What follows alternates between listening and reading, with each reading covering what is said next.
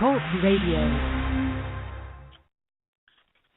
Mi chiamo Afurakanu, Afuraitkaitnut, Neye Ojira da, Medinde Ojira po, Kwesi Radnehem Pata Akan. Akwamumana Maruka Tipimu Ojira po, that means greetings to all Afurakani, Afuraitkaitnit people, meaning Africans, black people. Today is Ojira Day, Purification Day. My name is Ojira po, Kwesi Radnehem Pata Akan. Ojira po of the Akwamu Nation in North America. Yet I say we thank you for tuning in.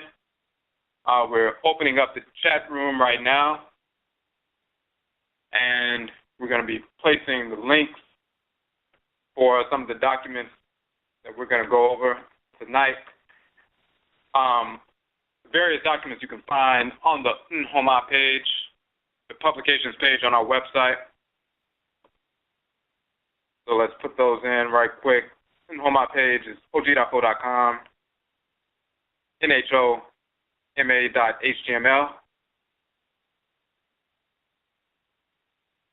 and we'll be looking at a number of different documents dealing with that.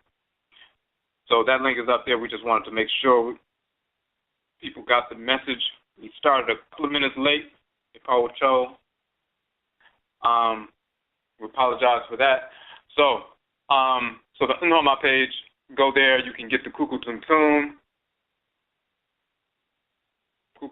the Ancestral Jurisdiction, Uben Shane, and as well, you want to look at, we'll also put the link for the Wabo Jida as well. It's a separate link, Wabo Jida page, and we're going to go through all of those tonight. For individuals who are new, we do have 3 shows on Blog Talk on a weekly basis. On Joada, we have Akan Nanasom, Ancient Authentic, Akan Ancestral Religion, where we deal with specifically the Akan expression of Afurakani, Afuraitkaitnit, or African Ancestral Religion. Of course, we are Akan, but we deal with the Akan expression on Joada Monday night. There's a great deal of misinformation regarding Akan cosmology coming from people in the Western Hemisphere as well as people on the continent who have been infected by misinformation coming from Christianity, the infection of Christianity, the infection of Islam, white culture in general on the continent. So you have individuals who are initiated priests, priestesses, so-called elders, elderesses, so-called academics, anthropologists, linguists, culturalists, spiritualists, and so forth, from the region, from Ghana, from Ivory Coast, who have, because of the infection of white culture, they promote misinformation, typically unwittingly, but it's still misinformation. So we give a proper clarification to Akan cosmology. We show the direct connections and prove those connections to our ancient ancestral Akan culture of ancient Khanit, which is a title of Nubia, and the Khanit people, Akani people, which is a title of the people of ancient Khanit, which is ancient Nubia. So we show those connections, and we can ground the cosmology in the works left by our ancestors on one hand, but also through ritual practice and actually dealing with these various abosom forces in nature and so forth on the other hand. So that's what we deal with on Joada Mondays. We are in the midst of a multi-part series right now on Mondays on Joada. We're dealing with the Akradim bosom, the abosom, the forces in nature, the deities, the goddesses and gods who animate the solar, lunar, and planetary bodies which govern the Akan 7-day week, and also lend their names to our Akradin or soul names. So we did part 6 yesterday on Awuku, which is the Abosom Awuku, the divinity that governs the planet. Awuku governs the divine communicative structure within the body, the divine nervous system within the great divine body, and the nervous system within our body, this Afurakani, Afuraitkaitnit people, he's called Awuku, also called Kweku Anansi, also Anansi Kokroko, the great Anansi, the divine messenger of the Supreme Being, and also the divine trickster. He's called Eshu in Legba, in the Yoruba tradition. He's called Legba in Vodun. He's called Set, as well as Sut and Suti in ancient Kemet. Same divinity in all these various cultures. He's the same force in creation that we have been invoking in our various cultures for thousands of years. He still communicates through divination. He still communicates through Akan, spirit possession. He still communicates through Unkom, spirit communication. So that was part 6 we dealt with last night. Next week is part 7. We'll be addressing Akua, the abosom, female abosom Akua, the female force that governs the planet. Akua, Mercury, also governs the renal system in the body, the great divine renal system in the great divine body of the Supreme Being. She is called Nebet Het. That's her most popular title in ancient Kemet. She is called Agberu, the wife of Eshu in the Yoruba tradition. She's called Koni, the wife of Legba in the Vodun tradition. So we'll be dealing with her next week. This multi-part series will be an 11-part series. Next week is part 7. Going through all of these 11 abosom who govern the solar, lunar, and planetary bodies, which govern the Akan 7-day week, from whom we derive our Kradane, our soul names like Kwesi and Akosuya, Kwame, Ama, Kwabena, Abena, Kofi, Afua, Kweku, Akua, Yao, Ya, Aba, Kwao, or Kwajo, or Kojo, Ajua. The various names of the days of the week are based on the abosom that govern our Okra, our soul, our divine consciousness. So in the midst of that, all of the archives from those shows as well as all of our broadcasts, you can find, number 1, on the Blog Talk channel. We have 89 broadcasts to date. This will be number 90. You can download all of those broadcasts, previous broadcasts, at any time on the channel. On Tuesday nights, of course, we deal with ODWIRA. Wednesday nights, we have Egua Marketplace, where we showcase an Afurakani, Afuraitkaitnit business, organization, or institution that's serving the Afurakani, Afuraitkaitnit community in a positive capacity through products, services, educational services, products that people are selling and so forth, all kinds of businesses that benefit the community but also share our ancestral values at the same time. We have people come on and talk about their businesses, their organizations, what they teach, what they provide to the community and so forth.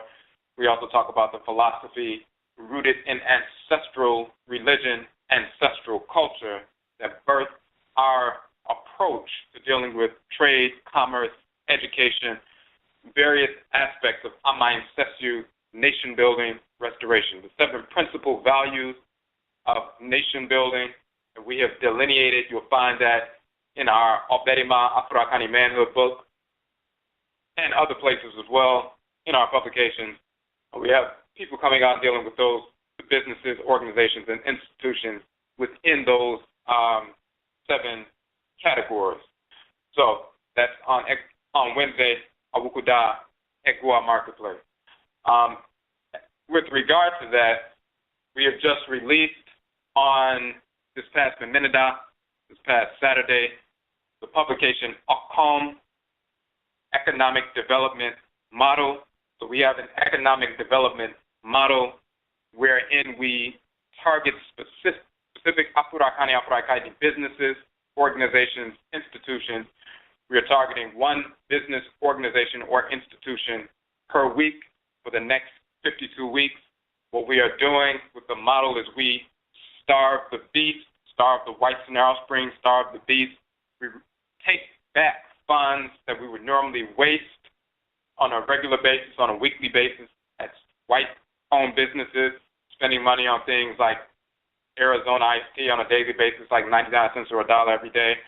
In a 5-day period, you've given $5, and what you've received in return is just some water and some high fructose corn syrup that has no great benefit to your body.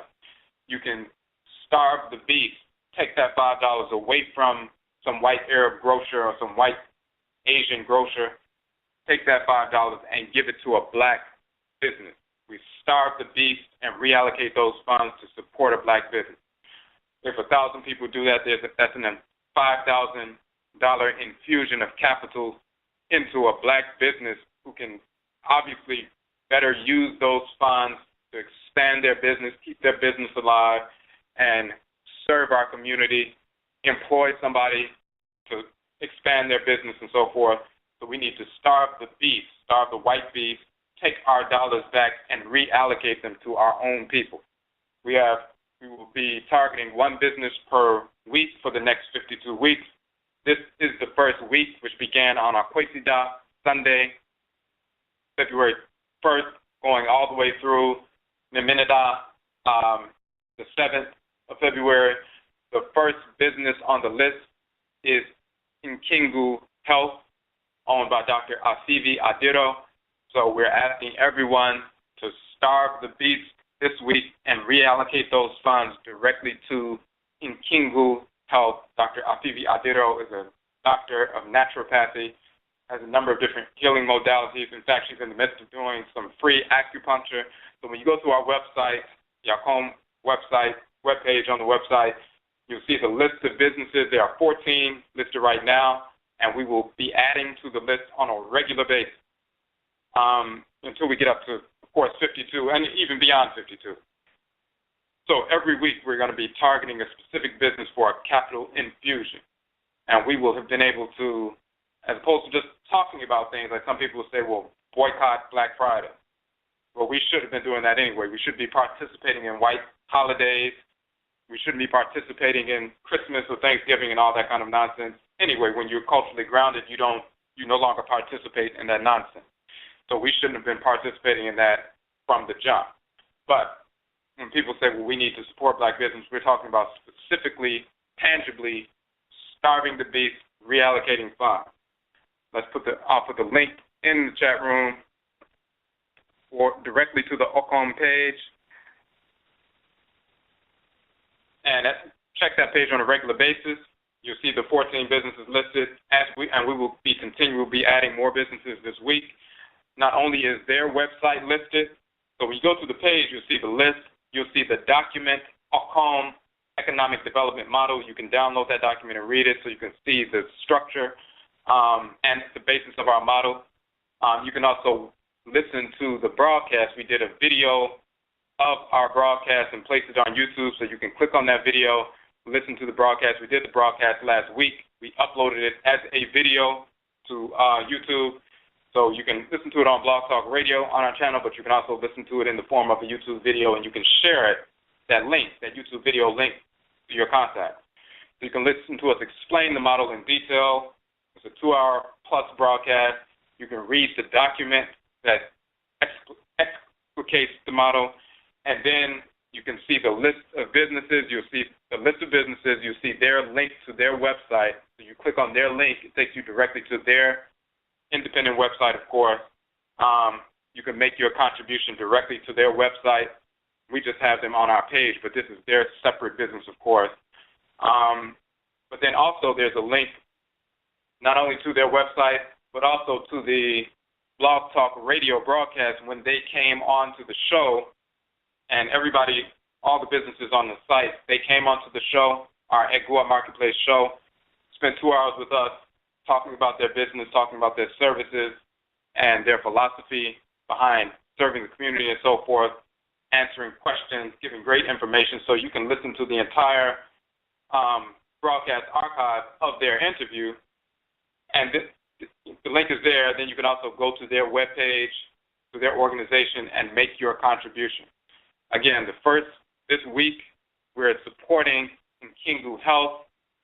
So please give your contribution and help support that business, support that sister, help her take the funds away from the cracker and reallocate those funds.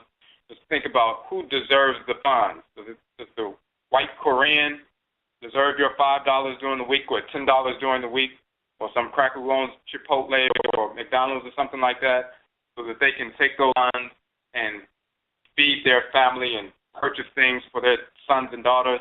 Or should that money coming out of your pocket go to a black business so they can feed their families and employ black people in their business and expand their business? And their businesses, all the businesses that we put forward, are serving our community. We're not putting businesses out there that are serving the whites and their offspring and creating products for the whites and their offspring, like selling hair relaxers or something like that, or some kind of nonsense. Every business that we promote serving the black community specifically. So that's what we're doing. All right, so, and on, of course, the day is Benada Tuesday, and every Benada we have ODWIRA. ODWIRA means purification. In the Akan language, it also means a celebration of purification. So, when we talk, and in fact, that's the title of many Akan people celebrate the New Year celebration around August, September, or October. It is called ODWIRA for many Akan folk, meaning purification. So at the end of one cycle and the beginning of a new cycle, around the autumn equinox, that's ODWIRA, the time for purification from everything that has taken place over the past year. Reflect on that, and then you prepare yourself, purify yourself to move into the next cycle in a purified fashion, purified focus, so you can begin to seed and plant and germinate and eventually sprout and fully flower and harvest and engage life in a harmonious fashion. So, Jida means to purify. Jida means purification. It's also the name of a celebration of purification.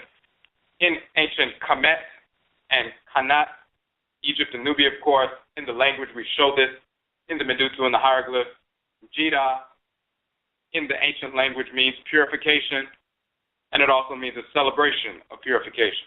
So it is not just an Akan term from West Afuraitkaitnut, from the Akan people of Ghana and Ivory Coast. This is an ancient term meaning purification, but it's also an ancient term meaning a celebration of purification. It's been going on for thousands of years. So when we deal with purification, we deal with purifying the culture, Amamre, purifying the ancestral religion from the infection of white culture, white pseudo-religion, white philosophy, and so forth. Afurakani, Afuraitkaitnit, ancestral religion is the ritual incorporation of divine law and the ritual restoration of divine balance. That means through ritual, we incorporate those things, objects, deeds, and entities we need to incorporate in order to harmonize our thoughts, intentions, and actions with divine order. And through ritual, we restore balance to our lives by rejecting or repelling or destroying those things, objects, deeds, and entities we need to reject in order to maintain balance and restore balance and remove imbalance. So the expansive and contractive poles of ancestral religion is the incorporation of law and the restoration of balance. We incorporate and then we restore. We accept those things, objects, and deeds, and entities that will allow us to harmonize every thought, every intention, every action with divine order, and we reject through divine hate those things, objects, deeds, and entities, individuals, groups that we need to reject, eradicate in order to restore balance, our thoughts to our lives, restore balance to our thoughts, intentions, and actions. So, this is why we say purification, ODWIRA, operationalizes Nanason, ancient Afurakani, Afuraitkaitnit, ancestral religion, or African ancestral religion. It is through purification that we can begin to incorporate law and restore balance, incorporate those things we need and reject those things, objects, deeds, and entities we do not need. So, Jida, purification, operationalizes Nanasom, Afurakani, Afuraitkaitnit, ancestral religion. No matter what expression Afurakani, Afuraitkaitnit, or African ancestral religion takes, whether it's Akan or Yoruba or Bambara or whatever it is, Maasai, Chokwe, Fula, no matter what expression, wherever we come from, we're all fundamentally connected. We're connected genetically as Afurakani, Afuraitkaitnit people, wherever we are on earth. We're connected culturally. We're connected spiritually. So all the various expressions are fundamentally the same. The foundation is the same. The Great Mother and the Great Father, the Supreme Being. Amen and Amenet is the Great Father and the Great Mother. There are variations of those names you find all over the continent. You have Amen in ancient Kemet. One of the titles of Amen you find in the Medutu is Ari Amen, and Ari Amen becomes Ariame, Onyame. This is why you say Onyame in Akan, and Nyambe in Central Afuraka, Afuraikai, and Njambe and Nzambi in Central Afuraka, amongst the Congo-speaking people and so forth, all across from west, central, south, east, north Afuraka, you find variations of Nyame, Onyame, Nzambe, Njambe, and so forth. Fundamentally the same thing. So you're talking about Amenet and Amen, the Great Father and the Great Mother. You have Ra and Ra'et, the Creator and Creatress, who are servants of Nyame Wa, Nyame, Amenet, Amen. You have the various Abosom, Orisha, Vodou, Ntoro, divinities, mispronounced Neteru and Netetu, but Ntorotu.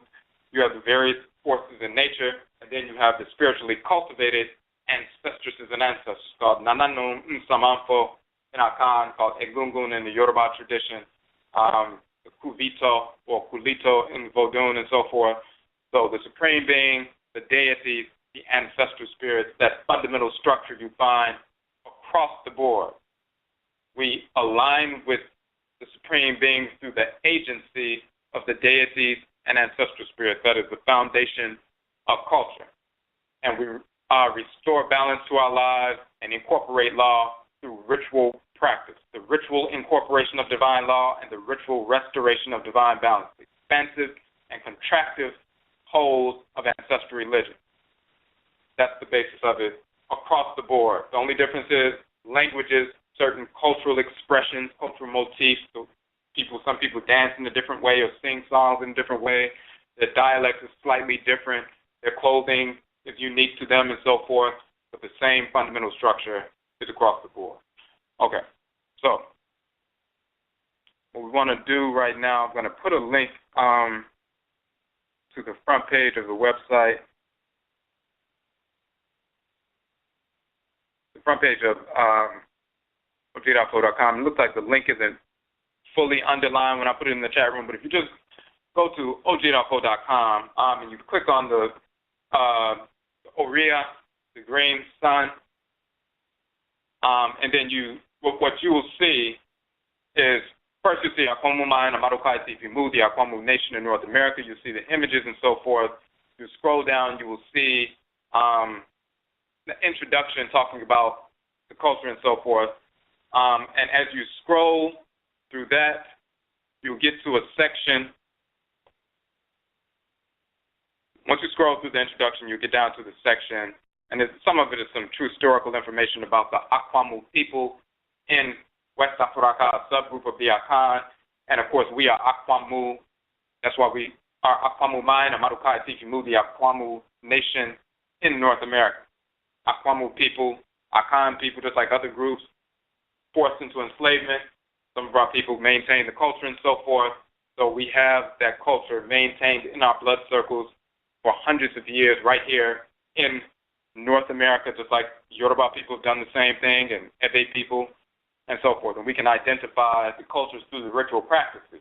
Even when people have lost certain aspects of the language, the ritual practices prove who the people are.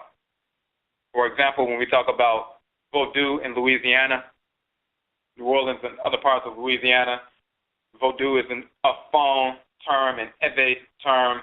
It was the Fon and Ebe people who brought Vodou with them in their blood circles, enslaved in Louisiana. There are Congo-speaking people there as well, there's Bambara-speaking people there as well, and so forth. But the term Vodou comes from the Fon and Ebe people who were brought to those regions, and they continue to practice Vodou, and this is why you have Vodou in New Orleans and Vodou in various parts of Louisiana and all across the South. Akan people practice Hoodoo. That is an Akan term. We just released a book talking about Hoodoo, proving that not only is it an Akan term, but it also goes back to ancient Khanit, Nubia. Hoodoo is the Akan religion brought to North America by Afurakani, Afuraitkaitnit people, carried in our blood circles, and has been continued to be practiced throughout the enslavement era and afterwards, when we freed ourselves from enslavement through waging war against the whites and their offspring and forcing them into accepting abolition and emancipation and so forth. We continue to practice Hoodoo. That is an Akan expression. That is the Akan religion in North America. Later on, these terms become used very often by the whites and their offspring, and then later others, as catch-all terms for African religion. But originally, when they were first brought, Akan people were using the terms Hoodoo, Udunu, talking about medicine, but also conjure. The Fon Ebe people were speaking their language, and they were saying voodoo and calling on the voodoo and so forth. The Yoruba people using the term juju, which is a Yoruba term, when they were brought over here, they kept saying juju, and they relate, reference their practices, ritual practices as that. So initially, that's what was going on. It would be much, much later when the whites and their offspring and then others began to just use these terms interchangeably as a catch-all term for ancestral religion. And then they misdefine it. So we talk about Akwamu culture, Akwamu people, but then specifically how we brought our culture with us in our blood circles here in the West. Scroll down past that, and then you get to the section that says our publications and services. And then we say we have numerous written, audio, and video publications. Below are our links to our Nhoma publications page, where you can download our free books and purchase their softcover versions. Our Mfoni Keka, or video, YouTube channel link, numerous videos and so forth. The Guamu Kasa page, public speaking. I'm talking about the upcoming lectures, workshops in different cities or whatever. We have a link, of course, to the ODWIRA Blog Talk Radio show, the Afurakan, Afuraitkaitnut, Nanasom, and Homa Ntontai link talking about our separate social network. And then we have the Akan link that we just talked about for our economic development model. But then we also, and the Akongwa Suya link to our institution, as well as Akongwa Suya Dine, which we are working to establish a physical space for our institution. But then when you scroll down, you'll see that we have, says below, our publications and services are arranged in order, step by step, for Adesuya, Afurakani, Afuraitkaitnit, African self-study, and Afurakani, Afuraitkaitnit, communal study and reintegration. They're listed in order. And it starts off with the Kukutuntum, the ancestral jurisdiction, Uben Shane, ancestral summons, Wabujira, Patensign, Nsamain, Atimu, the Nanasom page, Afurakani, Afuraitkaitnit, ancestral religion, and so forth. So step by step, we have that step-by-step curriculum of self-study and also communal study and reintegration. So when you go to that page, that is when we're talking about curriculum. People very often ask us, where do we start? Where should you start? And this page is lined up that way. The way it's structured is to start from the beginning. So when we talk about AKYISAN, which is the title of the show, Achi means back. Sign means to return. Sign Achi means to return back. AKYISAN means reversion or having returned back. We utilize that term as a descriptive title for our process of an Afurakani, Afuraitkaitnit, ancestral religious reversion. And we put in parentheses, reconversion. There's a difference between conversion, converting somebody to a religious practice or a pseudo-religious practice, and reversion. Now, we talked about some of this a few weeks ago, but we want to get into the method. We talked about the nature of that term and its functionality, but we're getting into the method, and the method is based on the way we've structured this self-study piece. So when we talk about AKYISAN, talking about reversion, When we say reversion, of course, meaning back or again, going to return, take your turn and getting back to return to yourself. Conversion is trying to transform somebody into something, or trying to introduce something to someone, get them to embrace it, get them to incorporate it, inculcate this information into the individual. That's what happens when you have a fake religion with fake gods and fake goddesses and a false philosophy that's not based on reality. When you introduce that to Afurakani, Afuraitkaitnit people, we are spirits of order. We have a krawa, a soul, a divine consciousness, which is an anchor in order, a force in nature, a divinity that dwells in the head region, that's assigned to us by the Supreme Being, pre-incarnation.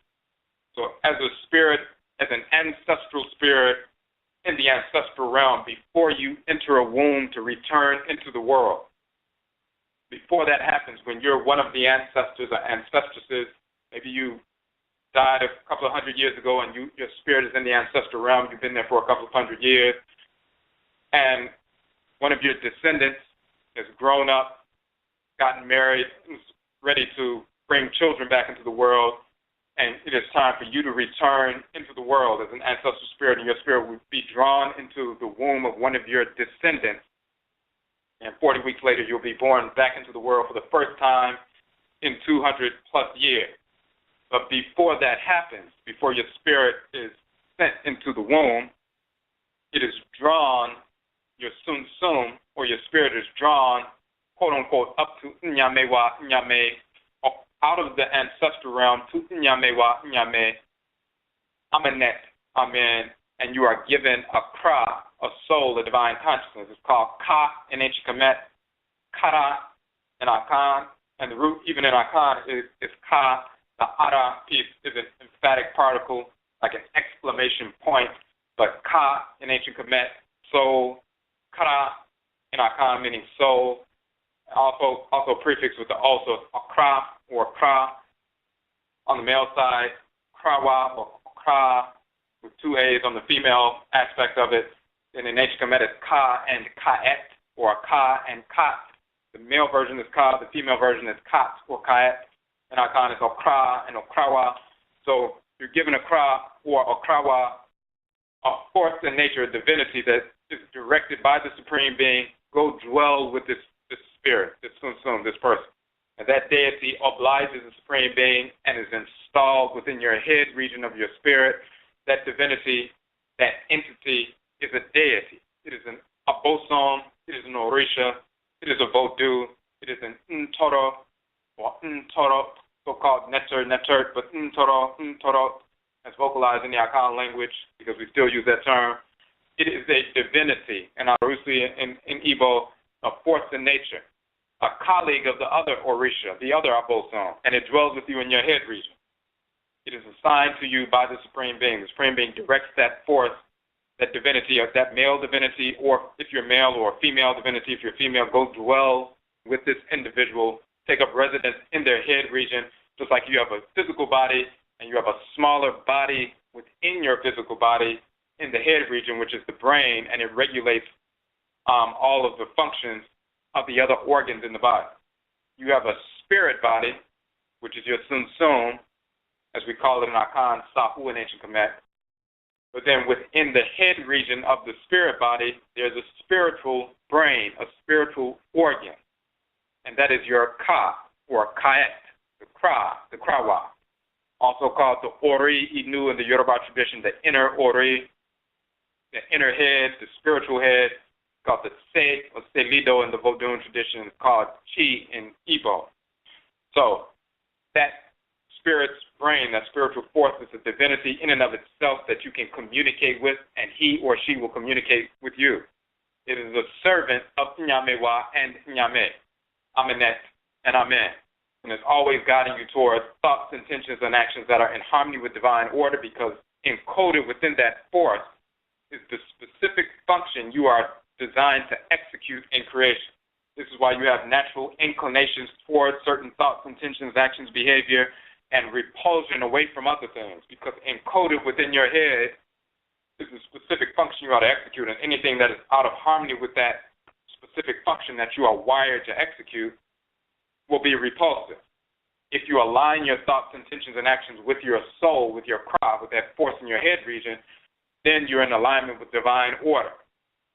When you're out of alignment with that, or you fall out of alignment with that, then you are in disorder, and you create disorder within your life.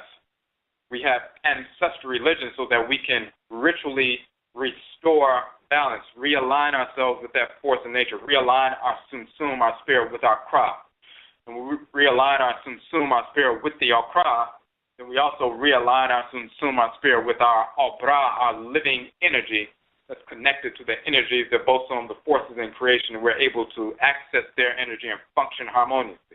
When we get out of alignment with divine order, get out of alignment with our kra, we also get out of alignment with that divine energy that we would normally have access to, and therefore we can invoke and harmonize with the forces in nature, the abosom, the orisha, and so forth, because we're in disorder, and they are the embodiments of divine order and creation.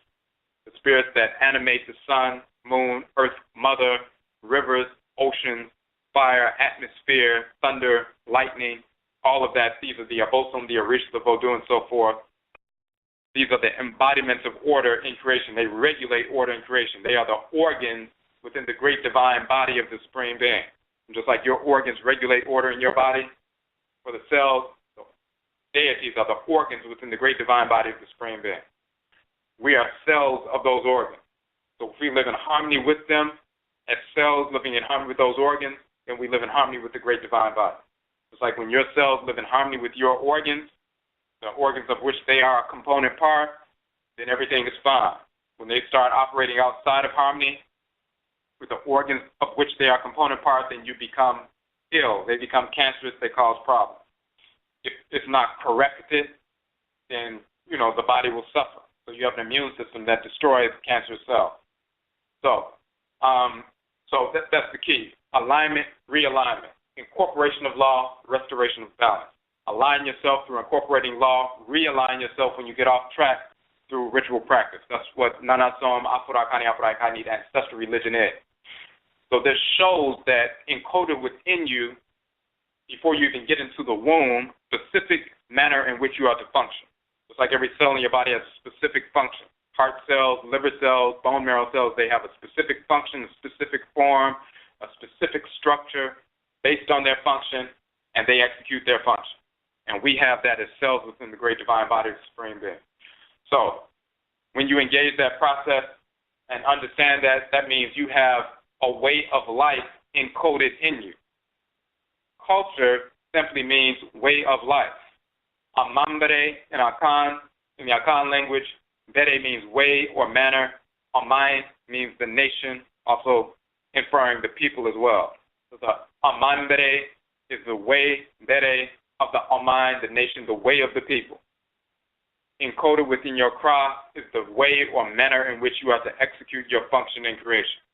The specific function, or as a specific cell in the great divine body, whether you're an immune system cell within the great divine body and you're naturally inclined towards immune system functions, or eradicating disorder in society, in the community, in the family, and so forth. If you're a healing cell and you're naturally drawn to restore balance through healing individuals and you're inclined towards medicine and so forth, if you're a structural kind of cell, a bone marrow cell, and you're naturally inclined towards architecture, engineering, and so forth, whatever you're naturally inclined towards is encoded within your crop, connected to an abosom, when you're in harmony with divine order. So your culture is encoded within you. And the ancestral religion is a reflection of that. The ancestral religion animates the culture. Because again, you go back to the kra that's in your head region, that is a divinity. And then the manner in which you are to function is encoded within that force. So the basis of your functioning is a divinity. The basis of how you are to function and how you are not to function is rooted in that divinity.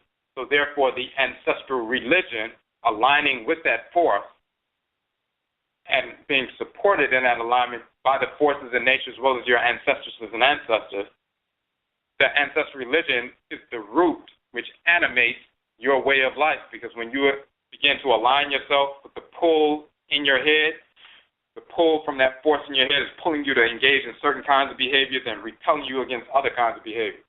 And as you follow those pulls, you start to develop a harmonious lifestyle.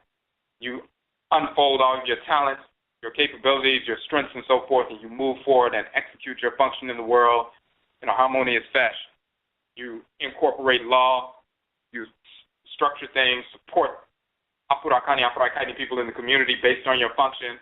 You defend the community from the whites and their offspring and so forth, the cancerous cells in the great divine body, and you continue to move.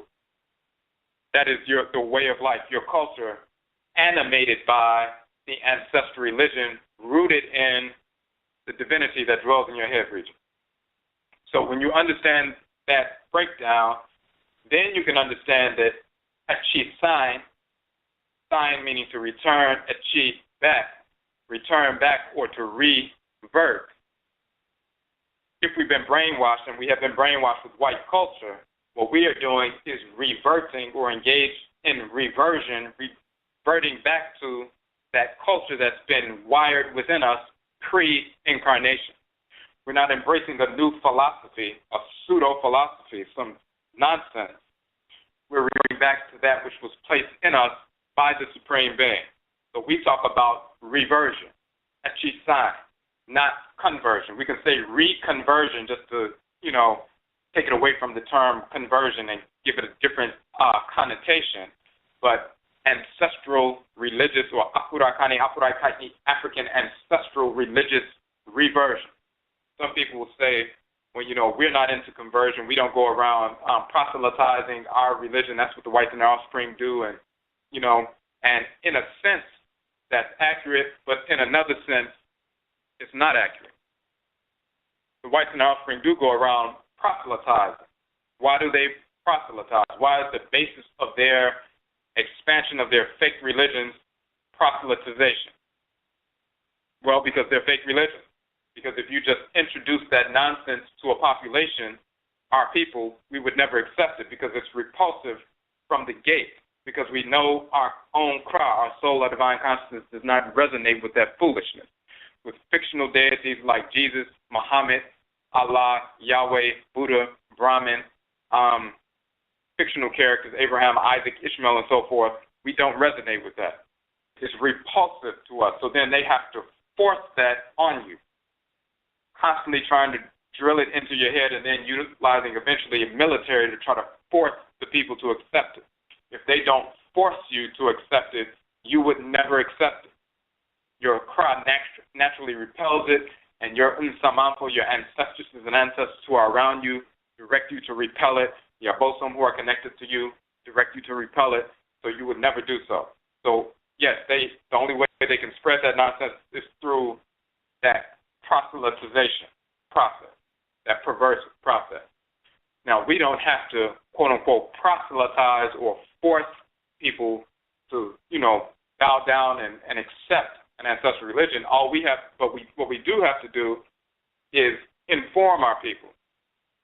It's the whites and their offspring who, in reality, began to float that notion that, in the African tradition, they don't proselytize, and that's not part of their tradition. And then we locked on to that notion, and we ran with it because many of our people were studying, quote-unquote, African history, scholars and so forth, learning that black people founded civilizations and so forth, but when it comes to the ancestral religious practice, they never embraced that. So they still had a Eurocentric mindset, even though they found out that black people founded civilization.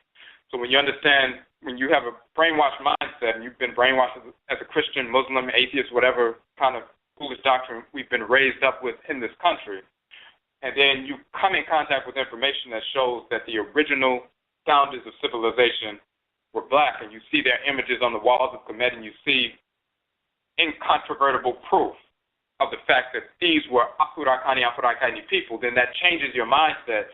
The whites and their offspring have been lying all along. So then you start gathering more information, as we talked about last night. But then, if you're still brainwashed by the philosophy of pseudo-spiritual philosophy, you will move in a direction where you begin to try to blacken up pseudo-philosophy. So now you want to blacken up Jesus or Yeshua, fictional character, but you want to believe he's real. You just want to blacken him up. You want to blacken up Buddha. You want to blacken up Abraham, Isaac, Ishmael, Solomon, Sheba, Menelik. You want to blacken up these fake religions. Not attuning to your crowd, because your crowd will tell you none of these characters existed ever. But you haven't gotten to that point. All you've learned about is true historical information about who the founders of civilization are and were. But you haven't rejected the pseudo-philosophy. But you have a number of people who will call themselves Afrocentric or cultural and so forth, and they will be propagating all kinds of nonsensical beliefs. Various forms of Christianity, Islam, Judaism, Hebrewism, pseudo-esotericism, pseudo-mysticism, pseudo-forms of spirituality and white culture and pseudo-philosophy and all kinds of things, including atheism and pseudo-Native American spirituality, pseudo-Asian spirituality. They will try to blacken up all kinds of pseudo-philosophies. They've gotten away from white founders of civilization, but they haven't realized that these pseudo-philosophies are white-founded pseudo-philosophies as well. Final step. So this is why we need AKYISAN or reversion. Now, once you move that direction, the first thing we do is remove through the cuckoo tuntun, the ancestral jurisdiction, the first part of the method. And when we talk about method, like a couple of weeks ago when we talked about AKYISAN, we talked about a philosophical foundation for reversion. And we talked about the text in ancient Khanit. In fact, we can read that text very quickly once again, but we talked about the philosophical foundation for reversion as we just, expressed it, but we showed a text from ancient Khanit that, actually encompasses all of that information in a very short text. What we want to talk about tonight is the method that we have used successfully over the years to affect AKYISAN or reversion. So that means that we've had people who are sheikhs in the Moorish science temple, other people who are just involved in moorishism, that nonsense. We've had people who are Christians, of course, Muslims, so-called Hebrews, calling themselves that, people involved in extraterrestrialism, that kind of nonsense, people involved in atheism, people involved in pseudo-esotericism, pseudo-Native American spirituality, quote-unquote universalism, thinking that's a higher level of development, when in reality it's the lowest level of non-development imaginable, humanistic pseudo-philosophies, engaging in Asian forms of quote-unquote pseudo-spirituality, trying to make that ancient and original. All these various forms of pseudo-philosophy, Kabbalism, Masonry, all these different things. We've had, over the years, we've been successful in affecting AKYISAN or reversion, where some people so entrenched in these false philosophies where they become teachers in these false philosophies and have been able to affect AKYISAN where they have left those pseudo-philosophies alone and reverted or affected reversion, returned to their Afurakani, Afuraitkaitnit ancestral religion, which is inborn, innate, and intrinsic, written into your nature, written into your kra, and coded within your kra and your sumsum, your spirit. So we have a method for that, and it's based on this curriculum, these lessons, based on our publications and so forth. Of course, all of the publications are free downloads, books as well as videos and so forth. So this is this structure. Let's read from the text from ancient Khanit, once again, just to refresh your memory, or if you hadn't heard that last week. And then we're going to get into the specific method. And I just saw a question hold on one second. We saw a question in the chat room, the question regarding the businesses when we talked about Akan. And when you go to the Akan page, that page is, on one hand, it has our Akan publication, which simply, again, explicates our economic model called Akan. So you can just read through that and understand what we are doing. And then we have the video that, of course, goes into detail about that. We had a 2-hour broadcast dealing with it. And then the links to all these various businesses' websites. So that page is just a link to other people's websites. So these are not, just so people understand, these are not our businesses. We come in contact with people. We see they're doing good work. We ask them if they would like to come on the show and share their business with the community. We try to, get it out to as many people as possible. And, they're doing good work and people get connected and they connect with them and utilize their product or service and so forth. So all we're doing is putting their website links on our page, but we also link the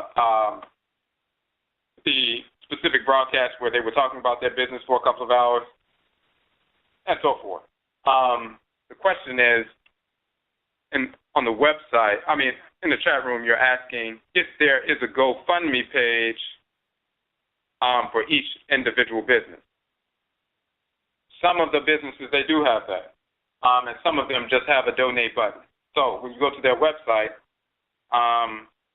so for example, in Kingu Health, I believe she has a donate button. I don't know if she has a GoFundMe button. I know the Raseki business, they have a GoFundMe button for a specific project that they are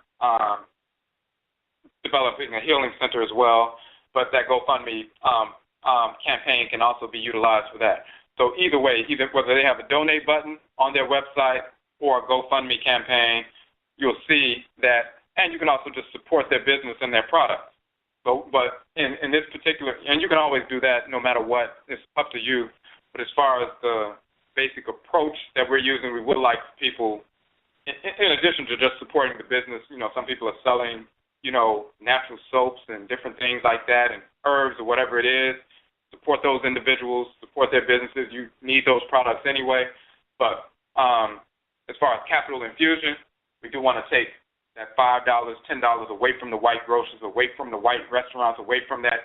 One day you go to lunch on Wednesday afternoon, you go to lunch and go to Burger King, you get some food, or you go to Chipotle and get some food on your lunch break and come back.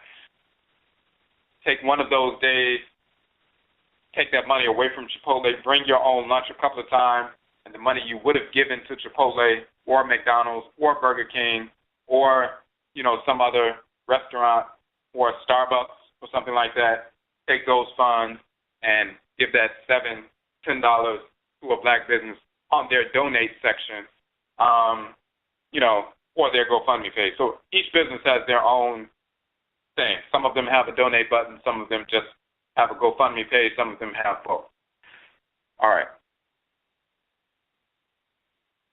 Okay, so we're going to read, once again, just to refresh the memory of individuals who may have heard the broadcast or may not have gotten a chance to check it out a couple of weeks ago. AKYISAN. There's a text in ancient Kemet, and you'll see it is in the Udunu Pert Im Heru, so-called Book of Coming Forth by Day. In this particular one, Papyrus of Ani, but you'll find this in various versions of the text. We're looking on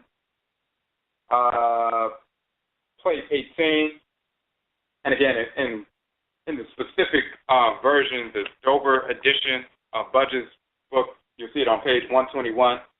But the title of the chapter is, and it's different for different papyri. So whether it's papyri of Hunefer or papyri of Ani or Nectar, whoever it is, name of the chapter is the chapter of making to return a man himself to see his house upon earth. After someone makes their transition, their spirit leaves the body, they're an ancestral spirit. At some point, they can return after they pass the test, the weighing of the heart and so forth, and they have power over their limbs, power over their movements, power over their spirit. They can return to see their house upon earth. So this is the chapter of making to return a man himself to see his house upon earth, or a woman if it's somebody who made their transition. And this is what the deceased individual said. I am Ru, meaning Anuk Ru, I am Ru, which is a lion divinity, coming forth with great strides. I have shot arrows, I have wounded the prey. I am the Eye of Heru. I have opened the Eye of Heru in its season. I have arrived at the canal, the riverbank, the division between the ancestral realm and physical realm and so forth. Let advance in peace. Let me advance in peace. Let Afurakani, who the papyrus was written for, to advance in peace, so he can see his home on earth. Now, there are some people who make their transition, and this is what we're dealing with. Some people make their transition, and they were spiritually out of sorts. They were spiritually disaligned. They are anxious when they made their transition. They're depressed and so forth. They were out of alignment spiritually when they were alive. They were not engaged in harmonious activity. They weren't in alignment with their crowd on a regular basis. When they make their transition, they're still full of anxiety, depression, disaligned spiritually and so forth, and they become the kind of spirits that are what we call Nsamai twin, meaning the Nsaman full of spirits that twin or wait around, hang around, become, quote unquote, in English they would say earthbound deceased spirits, but twin spirits who are hanging around, lingering around, just like you have a homeless person. Maybe they were doing drugs or something like that, homeless individual. They used to go to a certain high school or used to live in a certain home or something like that. Then they fell into, this lifestyle, became self-destructive. They're on drugs and so forth, and you see them walking around the place where they used to go to school, where they had, fond memories, or they're hanging out in certain areas. When somebody, and they're depressed all the time, they're doing drugs, drinking, and so forth, they're homeless, suffering, and everything. When that kind of individual makes their transition, their spirit will still hang around the places where they used to be. They're still depressed. They still have a negative energy. When you walk up on those kinds of individuals, you can feel that negative energy, that negative magnetism. It's the same thing when you come across somebody that you work with, and they're very depressed and full of anxiety. You can feel that heavy negative energy, as well as the Samanfo ancestral spirits around them. The kind that they draw are the kind who are on the same frequency as them, so you can feel that extra, energy coming from not only the individual, but the Samanfo who are around them. And some who are not related to them, discarnate spirits who are not related to them, because they draw those kind of individuals. You can feel that. When they make their transition, they still have that. So they still have that depression. They still have that anxiety. They still have that, negative, those negative emanations, exudation coming from them. It is those negative exudations or emanations that repels them from taking up a residence in the ancestral realm, or the aspect of the ancestral realm where the other Nananom Nsamanfo are, living in harmony in the ancestral realm amongst those spiritually cultivated ancestors and ancestors. Just like physically, you can always relate these things physically, same thing spiritually. Just like physically, when somebody gets on drugs and they're very self-destructive, they may have previously lived in a home or lived in the community and had good relationships with individuals and so forth, but once they began to go in that other direction and develop negative interactions with individuals, and then they became, hooked on drugs and self-destructive and violent or whatever they are, they can no longer operate in those same circles because people are not accepting them and not allowing them to come to their homes anymore, not allowing them to come into their circles, not allowing them to interact with their children or anything else. So they are repelled, literally. The exact same thing happens when such an individual makes their transition. Whether it's a homeless person, whatever, or just a person who's depressed and anxious and so forth, they make their transition. They are repelled from the larger group of Nsamanfo who are trying to live in harmony with order, or those that smaller group who are master living in harmony with divine order. As long as they are sustained in disorder and disalignment and constantly projecting negative emanations, just like a magnet on the table being repelled by another magnet with the same polarities facing, they're not able to move into the realm of Asamando or the ancestral realm and interact with the other Nsamanfo. So they become wayward spirits, earthbound, hanging around the place where they died, the place where they were murdered, and all that kind of stuff, and then they're harassing the living. If they, as we use the example, if they committed suicide and jumped off a bridge and their spirit is still hanging around the bridge, well, when the average person walks across the bridge, on their way to work, every time they pass that spot, pass that spirit, they get this overwhelming, heavy sense of depression, and they feel like they want to jump in the river and kill themselves. And it's really coming from the individual who actually did that, and their spirit is still there. So now and sometimes they will lash out. And the average person doesn't know what's happening. They just know they have a very negative feeling every time they walk across that bridge. Then they start feeling depressed, and they think there's something wrong with them because they're being harassed.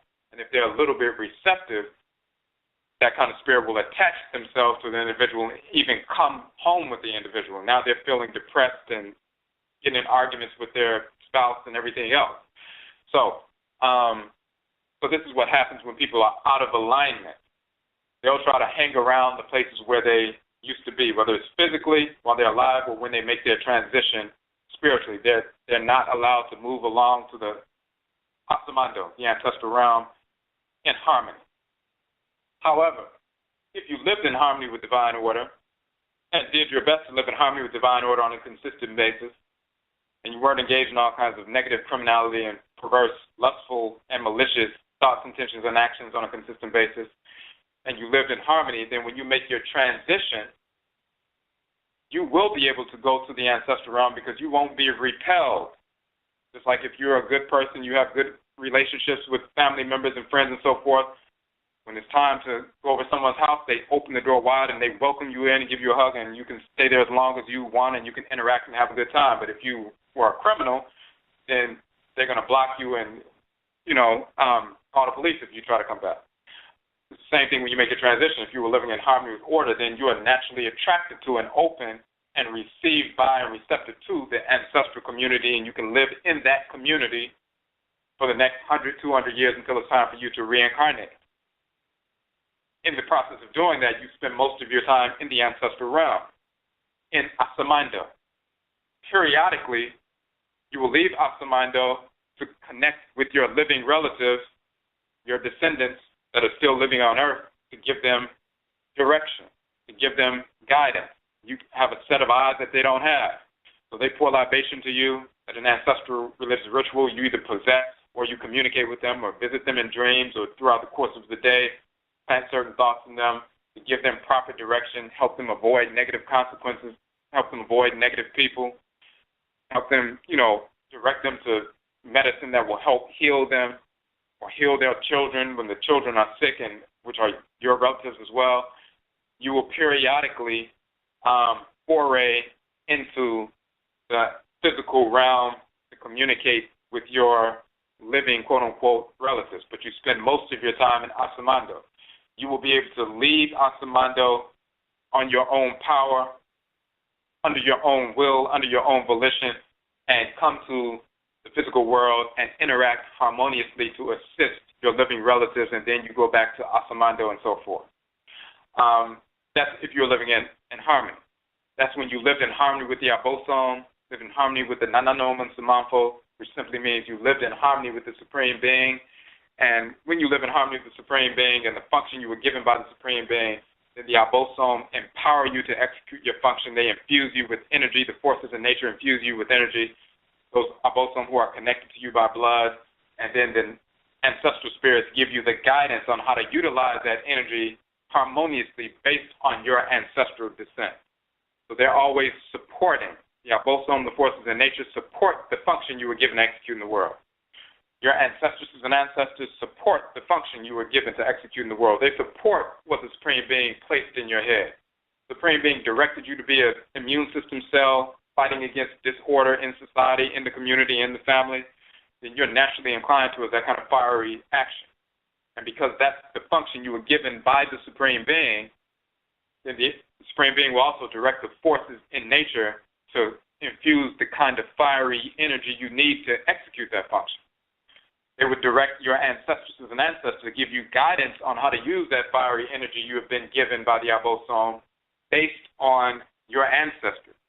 Because the way an Akan person uses some fiery energy will be different than the way a Yoruba person utilizes that same energy, because we've gone through different things over the past few hundred years or 1,000 years. We migrated to different regions. We've developed different dietary taboos and social taboos and so forth based on our interactions. So it is our ancestresses and ancestors who live that experience, and they know what things are taboo for us dietarily where it's not taboo for another group. What things are taboo for us socially is not taboo at Echiwade for another group.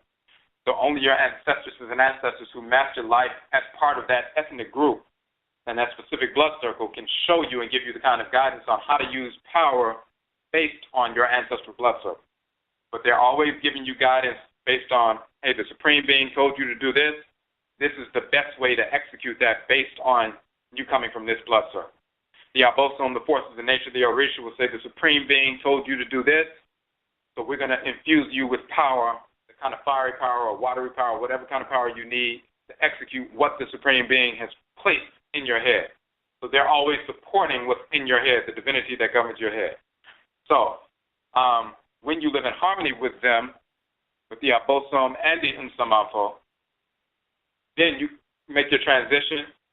You pass the test of the weighing of the heart, and we talked about that, the 42 enunciations of Ma'at, meaning you're aligning with 42 different Abosom, showing that you've lived your life in harmony with these forces in nature. When you've aligned with each one of these forces in creation, these 42 assessors of Ma'at, then you can move forward, be accepted into the ancestral realm. You can take up residence in the ancestral realm. You can become grounded in the ancestral realm and communicate and interact most of your time with the Nsamafo, but then you have the capacity and the responsibility to periodically foray as an ancestor or an ancestress, one of the Nsamafo, to help your living relatives on earth. You become one of those ancestresses and ancestors who give that kind of guidance to your living relatives because you lived on earth as part of that ancestral blood circle and you know the best way to do something, and you see one of your very great-great-grandchildren on earth growing up and trying to figure out what's the best way for me to move forward. And then you can come and give them that proper direction based on the blood circle because you're part of that blood circle and you mastered life as part of that blood circle. You have the power and the responsibility to do so on a periodic basis, and because you lived in harmony with divine order, you can leave the ancestral realm and return to your home. You can see your home once again. You're not one of these people who are homeless, drug addict, and now you're just hanging around a place where you used to live and trying to recapture those old memories because now your life in the present is so destroyed that all you can do is focus on what used to happen and try to get some satisfaction out of that. Now you have a responsibility as a spiritually grounded individual once you made your transition to live in the ancestral realm, function as one of the Nsamafo, but periodically come back to your home or come back to your family and connect with those living relatives to assist them. So this is what this text is talking about. So all of that is tied up into that short text. All of that cosmology is tied up into that short text. Now, of course, people in ancient Kemet, when they're reading these texts and prayers, they already know that because they were grounded in the culture.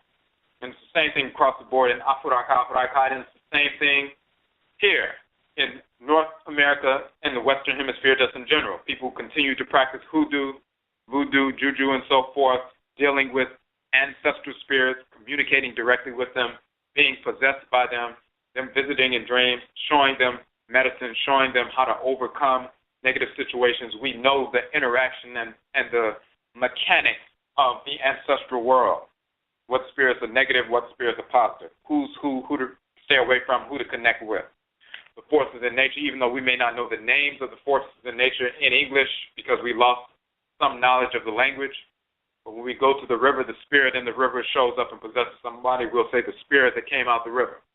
We'll say that in English because we didn't continue to speak the Akan language, but we knew the spirit that's in the river, or the spirit that's in the thunder and lightning, or the spirit that's in the earth, or the spirit that's in the fire, or the spirit that's in, the black substance of space or whatever. We would know, or the oceans or the river. We would just say it like that, but we would attune to those forces and they would come and possess us. So all of that cosmology is tied up into that short prayer and, chapter, but this is what it's dealing with. So show it again. It says that chapter, making to return a man himself to see his house upon earth. He says, I am the Ru, lion god, coming forth with great stride, with great power. Shu and Tupnut are the two Ru, or the Ruruti, expansive and contractive force, fire and water and creation, spiritual forces behind that, children of Atem and Asaset, Nebedetepe, expanding and contracting, and they're very often shown as a lion and a lioness. He says, I am Ru, the lion divinity, like Shu, the expansive power, coming forth with great stride. Because he has that expansive power now. He lived in harmony with divine order. He made his transition. He passed the test of the weighing of the heart. He's accepted into the ancestral realm. But now he has the responsibility to periodically deal with his family on earth. He's showing that I am Ru. I've become like that lion divinity. I'm full of power because I did live in harmony with divine order. That's why I'm coming forth with great strides. I have shot arrows. I have wounded the prey. That means when he's assisting or she's assisting the living relatives on earth, you have Nsamako. They're your first line of defense against negative ancestral spirits. So sometimes people will have some problems. They have some psychological problems. There's something going on. Mental problems and things just going, unnatural. They've made themselves receptive to these discarnate, wayward kind of spirits that are causing problems. The first line of defense against those kind of negative spirits are your own Nsamako. So we establish an ancestral shrine, ground our Nsamako at that shrine, and they will come and they will repel these negative spirits that have been hanging around the house or followed you home and so forth. Just like if you were living in a bad neighborhood and you had people hanging around your building, but then you bring your family members to come stay in your house and they're all armed with Glocks and everything else, then they repel all the Negroes who are trying to hang around your building. The same thing. So the first line of defense is the Nsamako who are spiritually cultivated. He's showing in this text, and the same thing with the female, I am Ru, I'm the lion divinity, firepower, coming forth with great strides. I have shot arrows, I have wounded the prey. That means he has the power to overcome these negative spirits and assist his living relatives on earth. I am the Eye of Heru. I have opened the Eye of Heru in its season. I have arrived at the furrows, which is talking about the canal, which is the banks of the river you cross to go to the ancestral realm or come back to the physical realm. Let me advance in peace. I can advance in peace. I can go back and forth. I can go to the physical realm to deal with my family members and assist them, and I can go back to the ancestral realm. Let me advance in peace because I have proven that I have expanded. I have that expansive power. The reason I have that expansive power, I can come in great strides. I can shoot the arrows and defend, destroy the prey and so forth because I lived in harmony with divine order while I was on earth. When I made my transition, I was accepted into the ancestral realm. I'm supported by the Abosom, and now I can move back and forth to assist my relatives. I can go back and see my home, my previous home on earth, and the individuals who are still connected to it. So that is the philosophical foundation, going back home. I can go back home now because I lived in harmony with divine order. I can revert. I can engage in reversion. I can turn back. I can reject the nonsense that I've been, brainwashed with. Once I align with the Nsamako and Abosom, I will become like Ru, the lion divinity. I will have expansive power.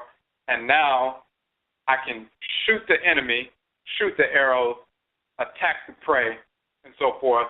And then it says, I am, or Anuk Arit Heru. I am the Eye of Heru. I have opened the Eye of Heru. The Eye of Heru, they're talking about the right eye of Ra is the sun. The left eye of Ra is the moon. So when you're looking in the text of Kemet, and they talk about the Eye of Heru, right eye or left eye, talking about the sun and moon, and especially when they're talking about healing and restoration, they'll talk about the left eye, and you'll see that the fraction system is based on the Eye of Heru, and the different parts of the eye represent different fractions, from 1/64th, 1/32nd, 1/16th, 1/8, 1/4, 1/2, and the 1, and so forth. It's talking about when Heru and Set were engaged in battle, the will and the desire fighting forces in nature, and then Set attacks Heru, and he rips out Heru's eye. But then Tahuti, the force of divine wisdom, the male force of divine wisdom, comes and restores Heru's eye to wholeness.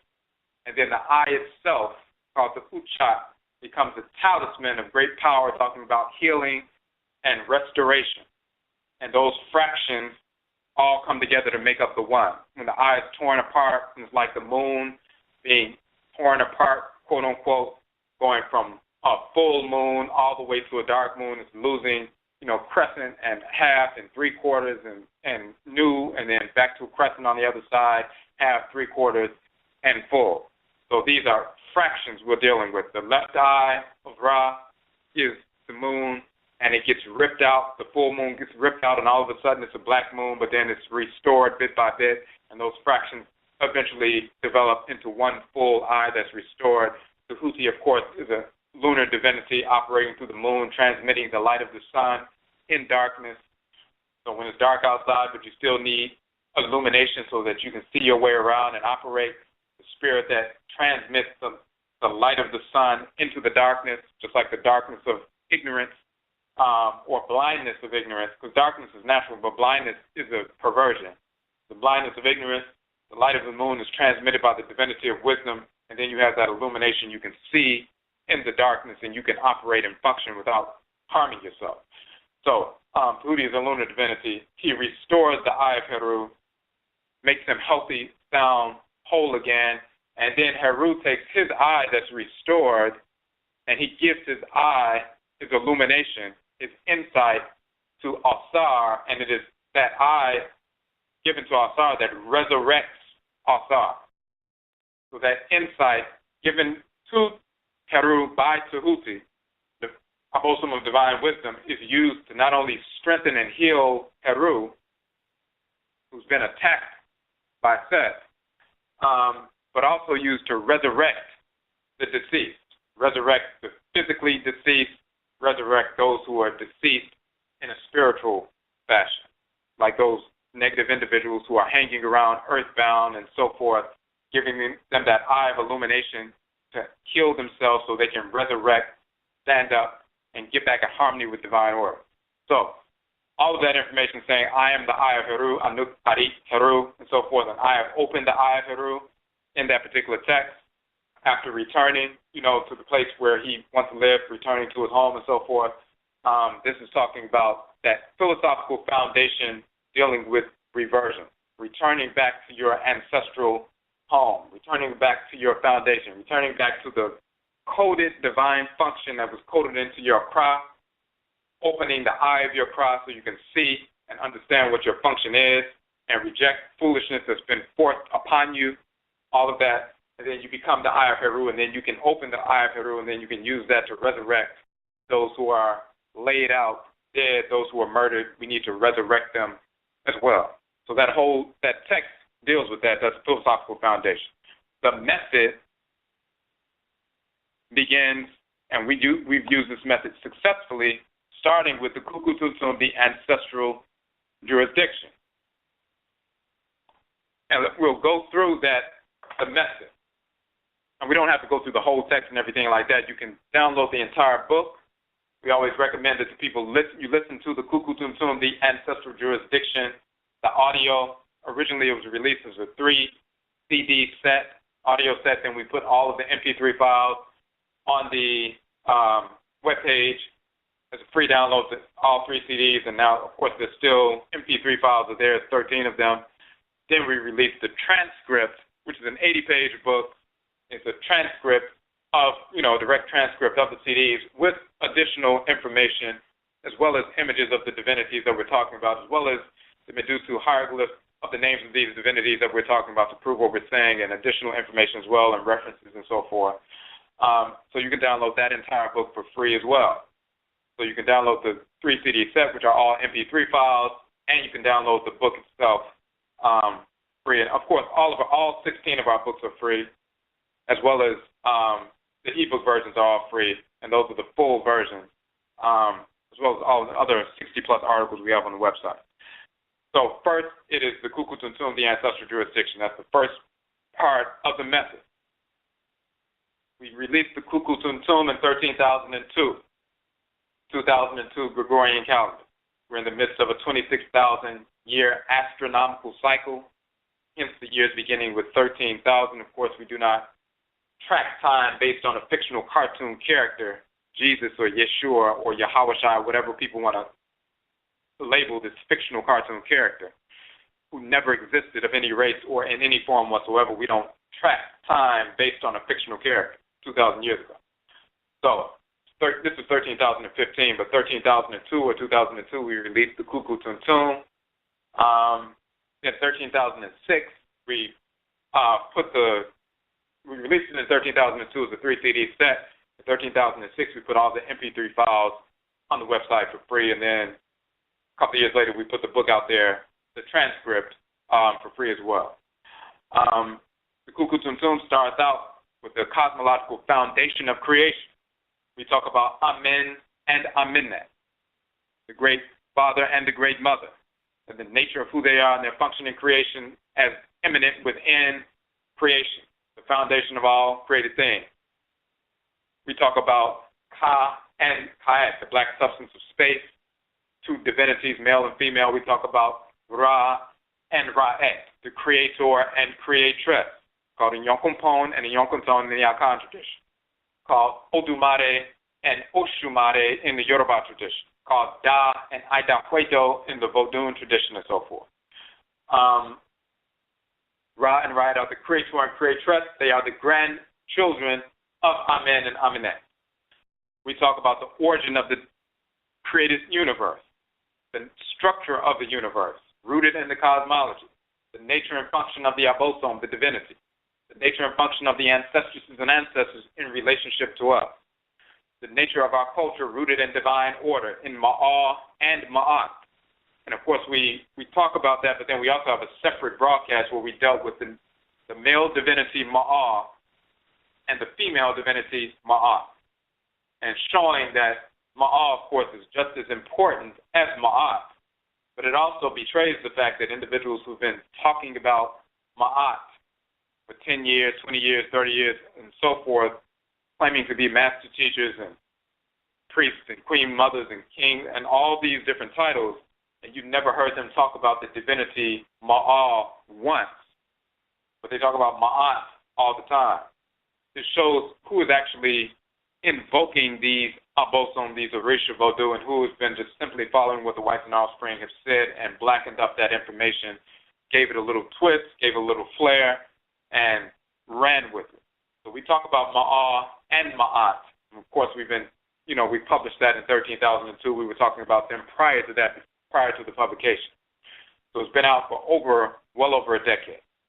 All right, so when we talk about the nature of creation, the nature of our ancestral religious practice and culture rooted in divine order, the expansive pole being Ma'ah and Ma'at, contractive pole of order being Heru Behudet and Sechima, divine law and divine hate, Maranechi, divine law and divine hate. And we go into detail about that in our book, Maranechi, as well.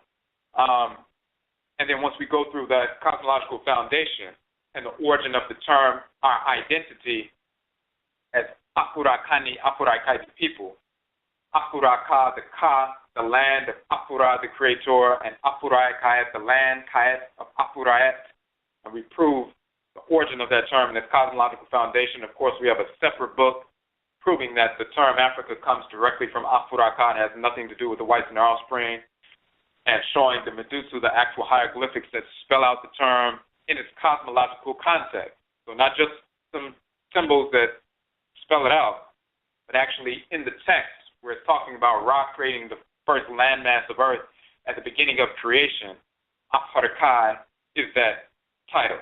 And we show that in the Medusa, and we're the first to actually show that out of any scholars, black, white, or otherwise. So we have a whole book dedicated to that, but we talk about that in the Kuku Tumtum, talking about Afuraitkaitnut, the nature and function of Ra and Ra'et, as Ra and Ra'et, as well as Afura and Afuraitkaitnut. That gives us an understanding of our identity, physically, but also spiritually.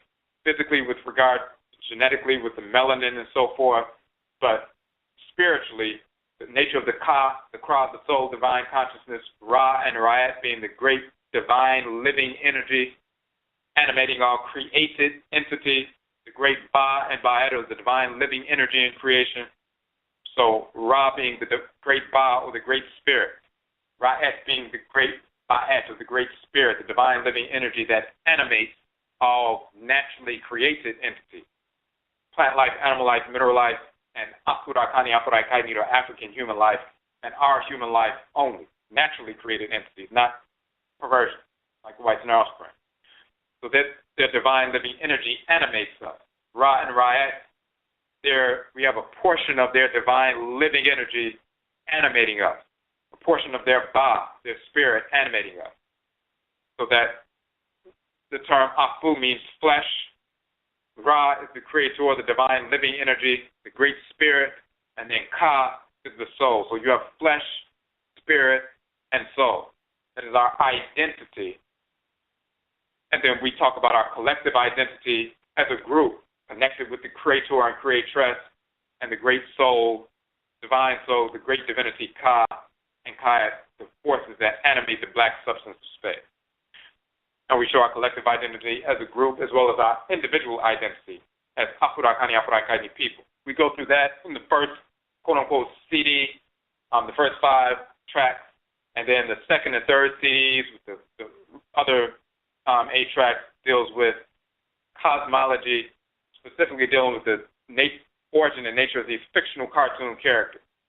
Abraham, Isaac, Ishmael, Moses, Aaron, David, Solomon, Sheba, Menelik, fictional character Jesus, of course, Muhammad, Allah, Yahweh, Brahman, Buddha, all these various characters are fictional. Yeshua ben Pandera of the Talmud, all these characters are fictional cartoon characters who never existed.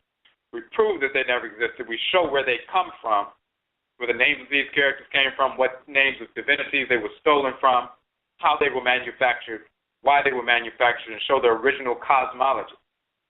Many people don't know that the deity of the Nile River is a twin divinity, Hap, or Hapi, Hap of the south and Hap of the north. And you'll see those 2 twin divinities, the southern Nile and the northern Nile, the spiritual force that animates that body of water. In the south, he's called Hap-Reset, or Hap of the south, the spiritual force that animates the southern branch of the water. Somebody goes and pours libation and gives an offering, that spirit comes out the water, possesses the individual, and communicates to the community. The spirit that animates the northern branch of the river. Ha-Met. Somebody gives libation, gives offering. At the river, the spirit possesses the individual, communicates with the individual, just like we get possessed in North America during religious ritual, just like they get possessed on the continent and wherever you find black people in the world. The term for water in ancient Kemet is Mu. Mu-Hapmet is Mu-Hapmet. The water is Mu of Hapmet, the northern Nile divinity. This is where they get the name Muhammad from. Instead, he was a man who, invaded Kemet.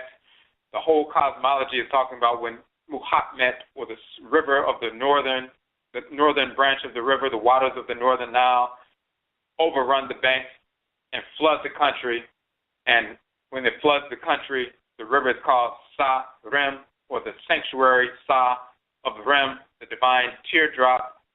That's because when the star Septet or Sirius moves in position at the beginning of the year, they say that a tear falls from that bright star in the sky and it falls into the water and makes the water swell up and rise and overrun the banks. And every year the river overran the banks of the country for a few months, and then the waters would recede, and once the waters would recede, then the people would go out and plant because it hardly rained in Kemet. They were dependent on the river flooding every year.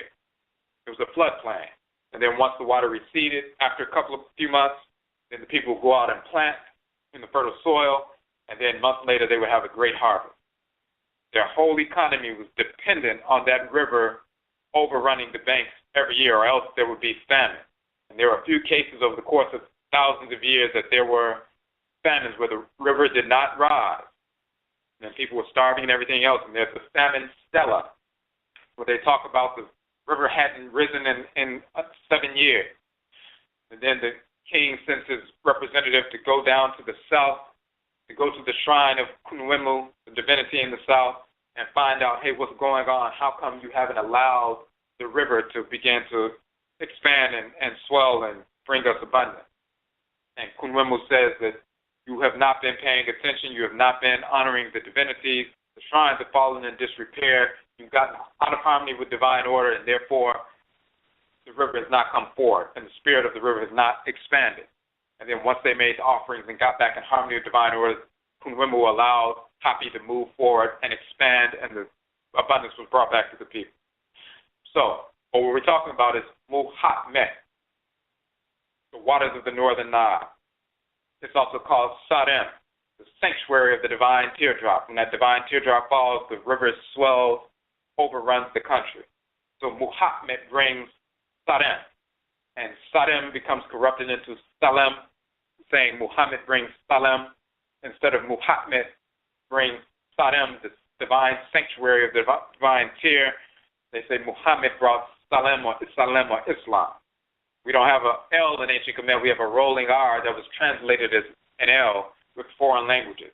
So when the Greeks came, the Arabs came, and we translated their words into the hieroglyphs, whenever an L was translated, we had to use the hieroglyph for the letter R because we didn't have an L. We have a rolling R. Same thing in the Akan tradition. There's no letter L. There's a rolling R. So foreign words that are spoken, we would speak them, and instead of saying, for example, mulatto, and an Akan person would not say mulatto. If they hear that foreign word, they will automatically change the L into a rolling R, and they'll say murato, muratoni. So the same thing in ancient Khmer. So this is how Muhatmet, the waters of the northern Nile, that spirit, was also called Sarem because the river brings, it's a sanctuary, Sa, of the divine teardrop, Rem, that causes the water to swell. Muhatmet brings Sarem. They'll say Muhammad brings Salem or Islam and overruns the country with Islam at the end of the final prophet and so forth. So we go into that kind of information proving this is the spirit that animates a river. It's not a fictional cracker Arab running around invading a country who never existed. And it's not a black Arab.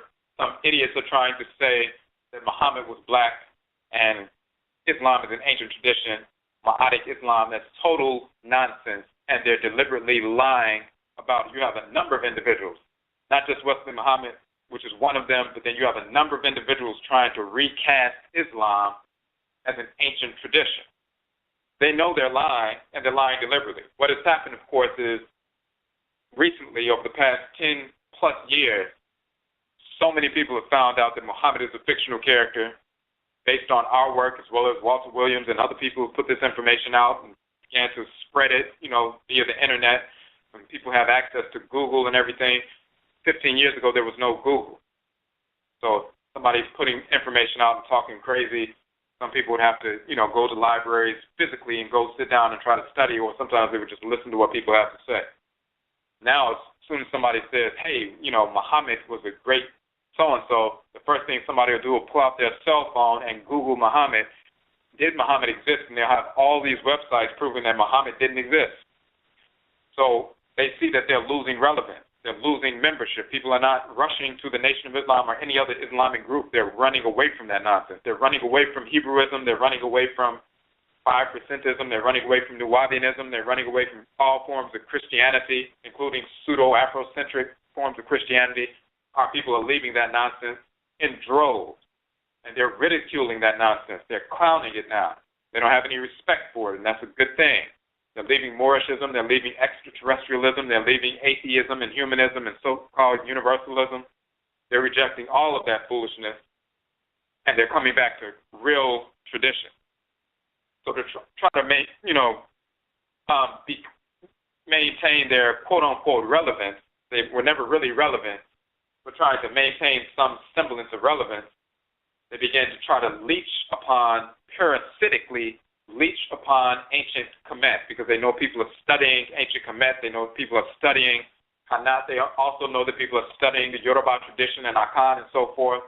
And they know there's not a great deal of information out about these traditions. So while there's a dearth of information out about the traditions, they think they can slide in some foolishness about Islam and try to leech them onto these traditions. Make people believe that these traditions were always incorporating Islam or Hebrewism or Christianity, So you see these parasites parasitically attaching themselves and sucking the blood of ancient Kemet, as well as traditions all across Afuraitkai, trying to maintain their lives. Now, of course, they're already dead, and their movement is just the expression of rigor mortis. They're decaying, but they're trying to hold on. But it's a losing battle.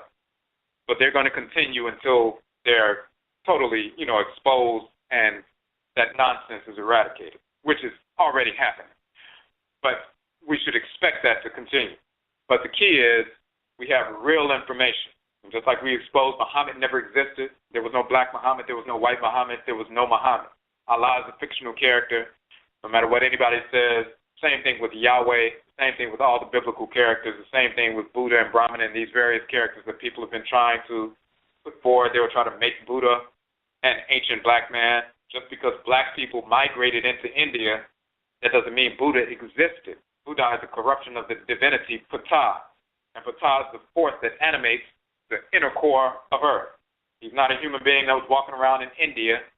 He's not a human being that was walking around anywhere. He's a force in nature that fashions the thermodynamics at the core of Earth and the core of suns and stars and planets and so forth, and in the core of our being as well. He has a shrine within Afurakani, Afuraitkaitnit people as well.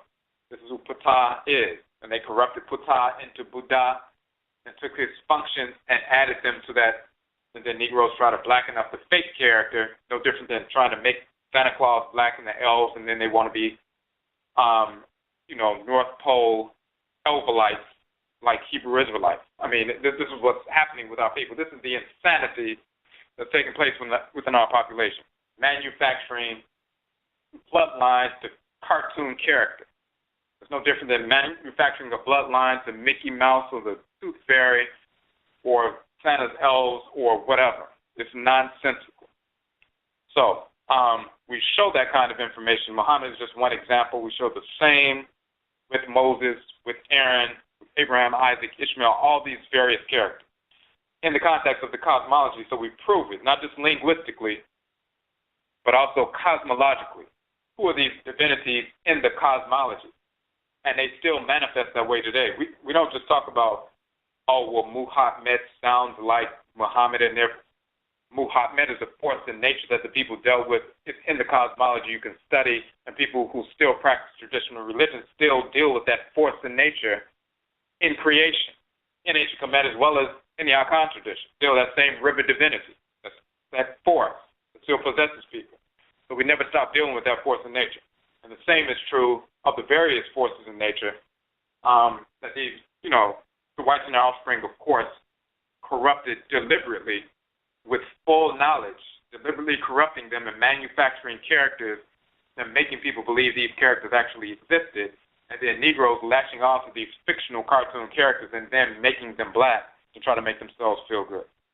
So the Kukuntuntum goes into detail about all of that. So once somebody gets that information from one listen, the entire 3-CD set, 2 hours and 39 minutes from one listen of that, all that indoctrination of Christianity, Islam, Judaism over the past, their entire lives, 2 hours and 39 minutes, all of that is knocked out. If they were a deacon in the church or church mother, whatever it is, we have people who are in their 50s and 60s get this information for the first time, and they reject Christianity after that, after having been going to church for 45 years.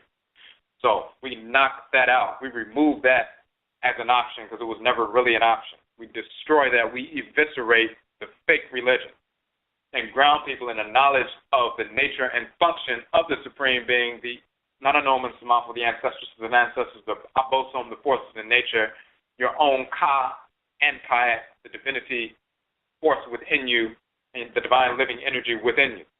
Our individual identity, physically and spiritually, and our collective identity as Afurakani, Afuraitkaitnit people. After that, then we move on to the Uben Sheng, the ancestral summit.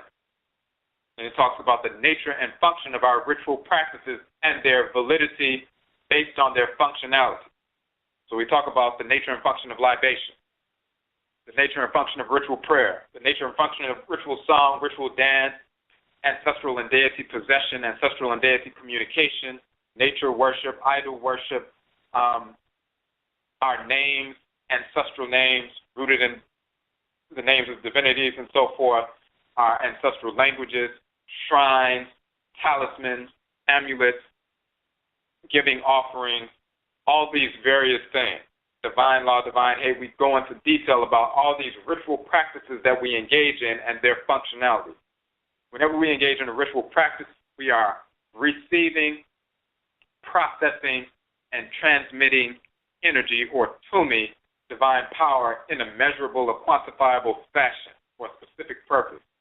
If we're not doing that, then we don't engage in ritual. We don't engage in symbolic, empty symbolic ritual movements like the White Star Offspring. Like you see some Catholics swinging some incense around or making the sign of a cross, all of that nonsense. We don't engage in that nonsense.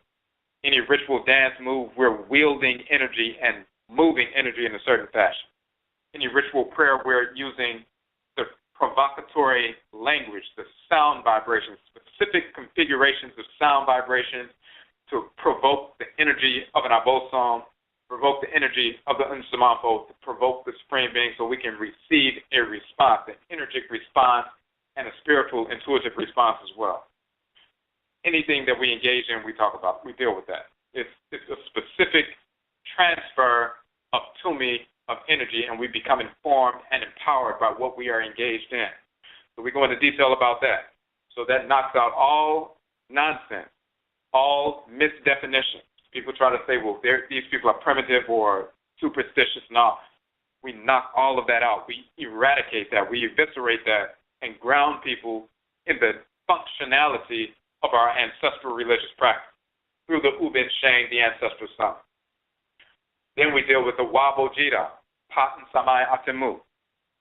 Those 7 Mbe, those 7 principal values of purification, of Ojida, of Wab, purification, talking about the nature of who we are, our identity, individually and collectively, the nature of our function in creation, and so forth. Those 7 principal values are the basis of purification. And once we incorporate those and inculcate those, then we are clean enough and pure enough to move forward and embrace our ritual practices. Before you get that kind of, so first Kukutuntum, Ubin Sheng, and then Wabujida. You get the misinformation out of your mind, and the real information is able to resurface through that Kukutuntum, knowing about who the Supreme Being is, mother and father. There's no monotheism, not just a creator. There's a great father and a great mother. There are many divinities, gods, and goddesses. And the Supreme Being and the Creator and Creatress are 2 different levels of being.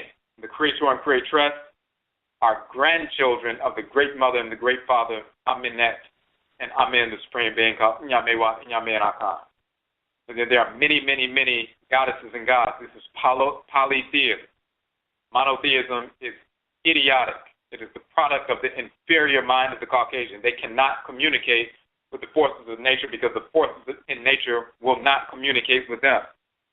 It's like your organs will destroy cancerous cells. They won't help them change back into normal cells. They isolate them and through the immune system kill them. They don't communicate with them and support them. They kill them. The Abosom do not communicate with the whites and offspring. They repel them and isolate them for eradication. They don't communicate with them. The cancer cells in the body of black humanity are the whites and offspring. They are not able to communicate. Their projections or their attempt to communicate with the forces in nature, their disorder projections are repelled. It's like a magnet, the same polarity is being repelled by a larger magnet on the table. So they can't, their projections, their perverse projections are constantly repelled by the forces in nature, the embodiments of divine order, and when we're in our normal state, we repel them as well. Because they're angry about the fact that they can't communicate with the forces that govern all of creation, that they're surrounded by, but they can't communicate with. They want us to not communicate with them as well. They want us to pretend like they don't exist. Just like physically, if somebody told you the sun doesn't exist, the stars don't exist, the rain doesn't exist, the earth doesn't exist, there are no rivers, and you say, say, oh, I guess there's nothing but you and me. That would be insane.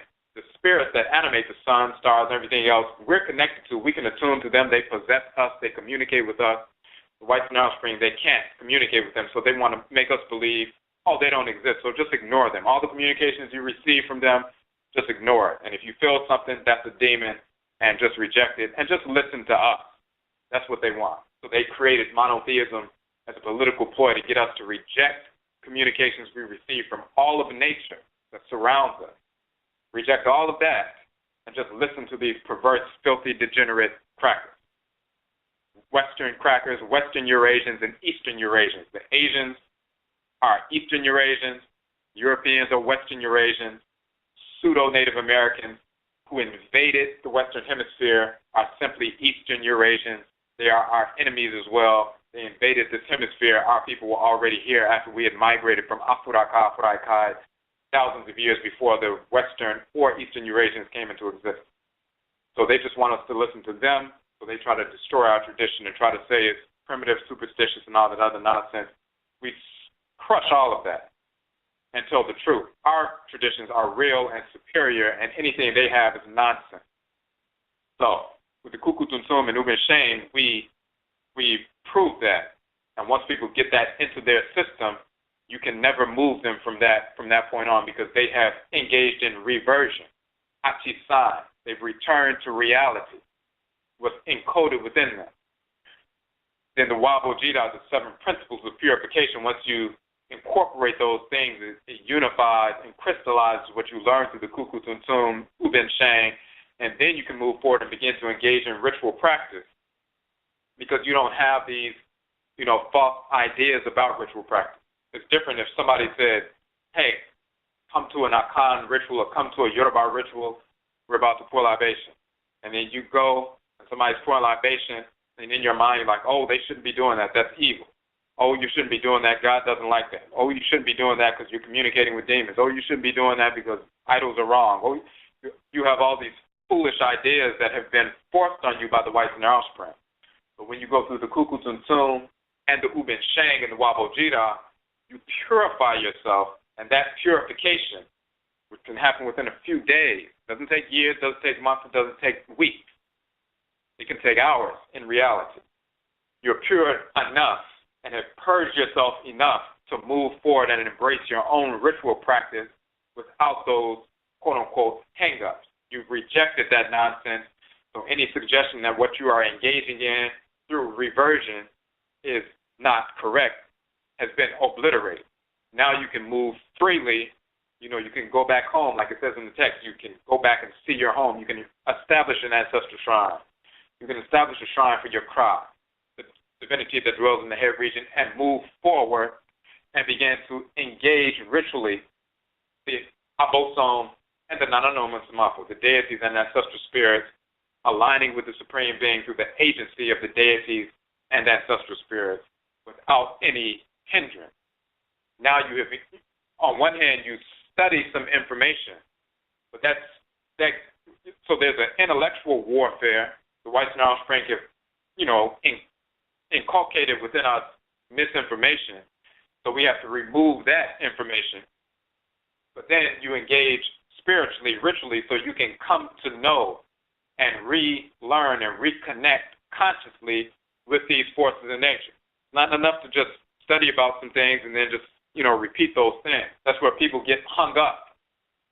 And then people begin to blacken up fictional white characters, and they get stuck, and they still have that same code. You can't break out of the pseudo-white culture just by reading about the fact that these, cultures are fake and these religions are fake. It's good to learn that information so you can stop entertaining those false ideas, and you can know the truth, and you can spread that truth. But the way to come to know the actual forces in nature that govern creation, that are part of your being, your spiritual anatomy, and are the foundation of the order in our societies, because once we align with the order of creation, align with the Abosom, the forces in nature, we've replicated that divine order in the building and administration of our societies, and that's why we develop civilizations, a social order rooted in the divine order of creation. The only way you can do that is to actually consciously engage these forces in nature, acknowledge them, engage them, provoke them. and evoke your ancestresses and ancestors consciously and through ritual so you can incorporate and inculcate what they are teaching. Then you know the culture.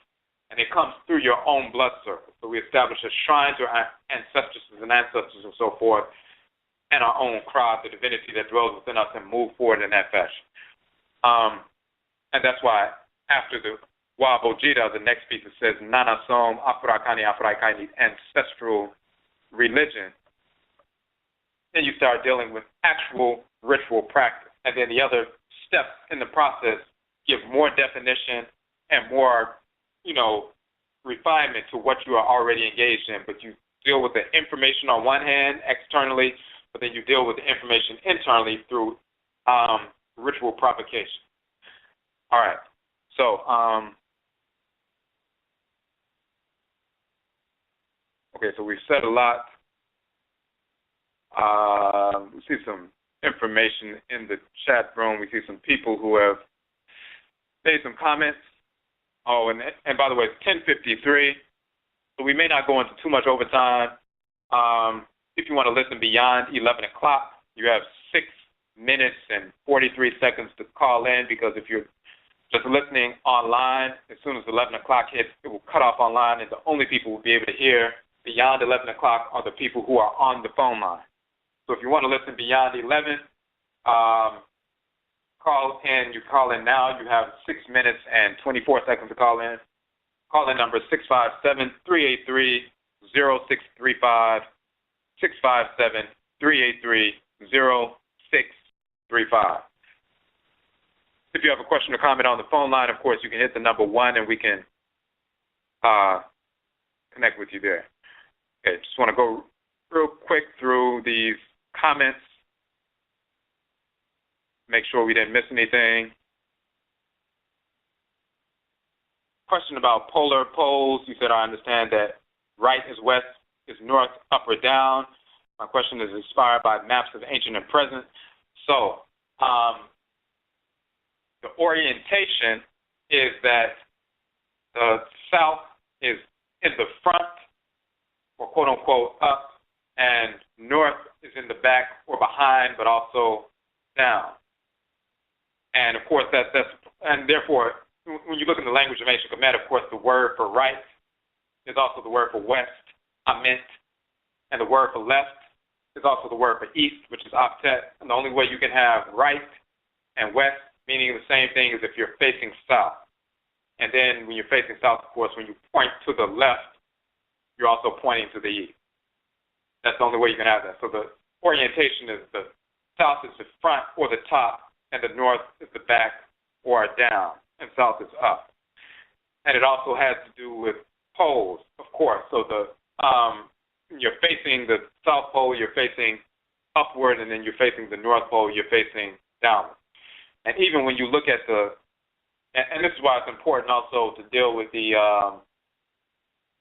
nature of the continents and so forth. When we look at Afuraikai, when it's right side up, meaning the south is up and the north is down, then it takes the form of the human heart, and of course it is the heartland. When you look at the other major continents, you'll see that they're in a similar positions to the major organs. So you'll see that just north or, below, because if south is up, then north is down, then below or north of the continent is the largest landmass. The largest landmass is Eurasia. So you have Afuraikai when it's right side up with the south at the top. Then right up under that, meaning the north, is Eurasia. And just like in your body, you have the heart, but then just below that, adjacent to that, is the liver, and that's the largest landmass or largest organ in the body, and it's in the same position as Eurasia. And then you'll find in northern Eurasia, go further north or further down, you get into the small intestinal area. And of course, this is also northern Eurasia. So when we say in the Kukutuntun, that some of our people engaged in disorder and lost their kra, later drawn up into northern Eurasia, drawn to northern Eurasia, and through incest and miscegenation and so forth through incest, producing a large population of albinos and so forth, and these become the whites and their offspring. Degeneration manifests as a physical degeneration, lack of pigmentation, drawn into northern Eurasia, into the waste processing portion of the planet, the intestinal region, northern Eurasia. So that's important. So that the poles, the South Pole is up, North Pole is down. Okay, and again, for people who want to listen beyond 11 o'clock, you got 2 minutes and 20 seconds to call in, 657-383-0635, 657-383-0635. For those who cannot stay on, again, we'll put the link back in here, and we'll be talking about this again tomorrow on Agua Marketplace. We are in the midst of our Akan economic development model.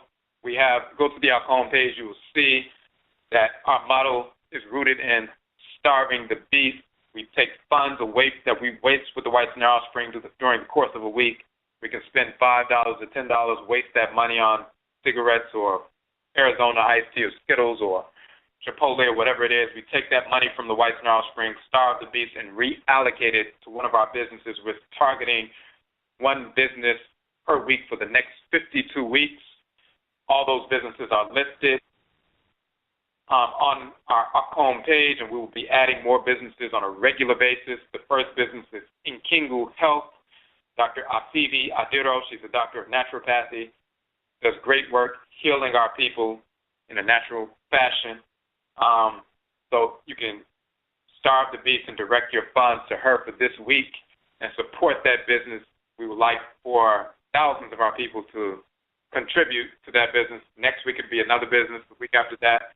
And by the end of within 52 weeks, we will have supported and given capital infusion to 52 black businesses, organizations, institutions, educational institutions, and so forth, doing something real, concrete, and tangible, supporting businesses and allowing our people to expand their businesses, save their businesses from going under, expand, hire people in our community, expand services to our people, heal our people, educate our people, teach, and everything else. So please go to the Akan page. This is the first week, and Nkingu Health is the first business. Please contribute to that. You can make a $5 donation, $3, whatever it is, starve the beast, and reallocate those funds to our people. I just want to scroll back up and make sure we didn't miss any other comments or questions.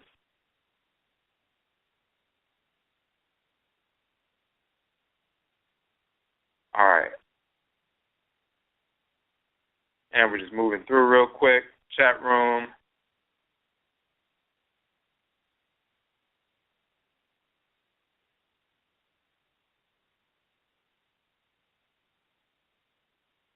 Okay, so it says, so this reversion is back to Inyame wa Inyame, Nsheshe, divine order, the supreme being's divine order, not merely just by reading about it, but living it day in, day out.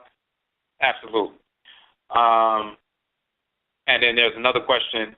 Is it proper or improper for smokers to set up an ancestral encombre, an ancestral shrine? So that brings up two good questions.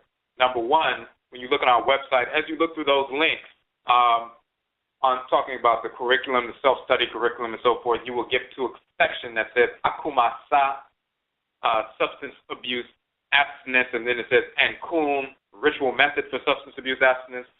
So we have a ritual method based on practicing ancestral religion where we assist people overcoming the addictions to cigarettes, smoking, alcohol, other drugs and so forth, and numerous people have overcome those addictions through the practice of ancestral religion. The Kum method, Kum is an acronym for Kuku Tum Tum, as we talked about, Hubin Shang, Wabo Jita, and then the Mpaibo, which is a ritual prayer aspect of that. So we have that for people who endeavor to overcome these addictions, and they can do that. We've done that over the years. And we can send that information out, go to that link, and so forth. So one of the ways that people overcome their addiction to these poisonous substances, and that's not only cigarettes, cigars, course, marijuana is very destructive. There are a lot of Negroes who have latched on to the foolishness trying to say that marijuana is good for your system. Totally idiotic, total nonsense. The whites in our spring promote these false ideas because they know how destructive abatum or our marijuana is to abatum or melanin, how it binds with the melanin molecule, creates a hybrid, and makes our people more addicted to these substances quicker, and we stay hooked longer than any other group because we have more abatum or more melanin at proper level and quality. So they want us to be a nation of drug addicts. So they will make you believe that being addicted to a poisonous substance is good for you. And then you go along and believe it. The same people enslave you, create crack cocaine for you. If whites in their offspring start saying crack cocaine is good for you, and there's some idiots, some Negroes who are starting to say that crack cocaine gave us divine power. You know, some fools are talking like that. But if the whites in our offspring told you crack cocaine is now good and we would like to distribute it to all of the children, black children, and all of the schools, you would recognize they are trying to destroy the brain cells and the bodies of your children. But when they say that with regard to marijuana, all of a sudden you're like, oh, okay, it must be good. It's natural.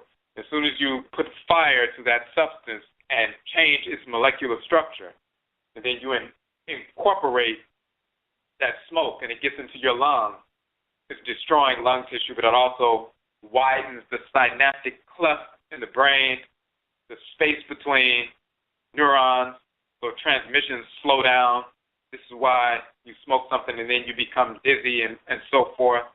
And also, you know, the addiction and everything else. If somebody gave you a glass of water and said drink it and you start feeling the same way you felt after you smoked, then you know somebody's trying to poison. But when they say, oh, it's okay, it's marijuana, you're supposed to feel like this. Now here, smoke this and we're going to make it legal because we want you to get hooked on it. This is the whites and their offspring waging war against us, chemical and biological warfare. They won't tell you the negative effects it has on abatum or melanin. They will produce false studies and float those studies to make you believe that it's okay. These are our enemies, trying to make us a nation of drug addicts so we can pervert our own bodies and the bodies of our children, the sperm cells and ovum cells that we will later use to produce children, make our children more susceptible to developing asthma and all other kinds of diseases, weaker immune systems and everything else. They are waging war against us. So people understanding that when you ask that question, when we're engaged in the use of addictive substances, one of the things that we do to assist us to overcome that is dealing with the Nsamafo and dealing with the crop. So when you look at the Akumasa piece, we talk about it's a ritual dealing with your cry, your soul, your divine consciousness, invoking that divinity to help you overcome addiction to these substances, no matter what substance it is. So the basis of that question is dealing with the crop first, but eventually establishing and culminating for the Nsamafo as well. But that's one of the first things you will be dealing with. They will assist you to overcome that. And we've had numerous individuals, even some people who called in and talked about that. Once they engaged that kum process, they were able to overcome their addiction to these poisons.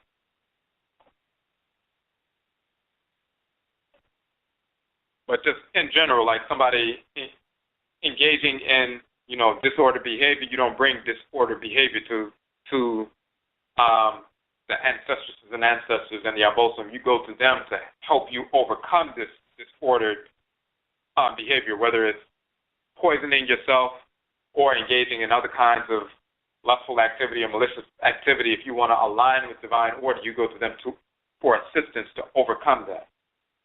And we also mentioned, you'll see, like on our website, we'll mention the things that Afurakani, Afuraitkaitnut, Ancestral Religion is not. That includes, of course, all forms of Christianity, Islam, Judaism, pseudo-mysticism, extraterrestrialism, and all that, but also drug addict spirituality, sex cult spirituality, all this kind of nonsense. When you hear people always focusing, talking about divine sex and it's a sex cult, pseudo-spirituality, we know what they're really talking about. No matter what they wrap the jargon up, the lustful, criminal Negroes who are trying to use lust to control people and get money from people and get sex from people and everything else. Then drug addict spirituality, people talking about weed takes you to a higher level of development, or any kind of drug takes you to a higher level of awareness. Totally inaccurate.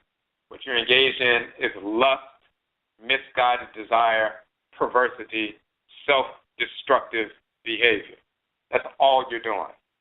And then it puts you spiritually in connection with those other individuals, discarnate entities, relatives and non-relatives, ancestral spirits and non-ancestral spirits, who are on the same lustful and malicious frequency, who are not in harmony with divine order. You'll be on their frequency. You won't be on the frequency of other harmonious instruments that can assist you. You place yourself on a lower level where you're dealing with people who are still engaged in lustful activity, who try to rationalize disorder.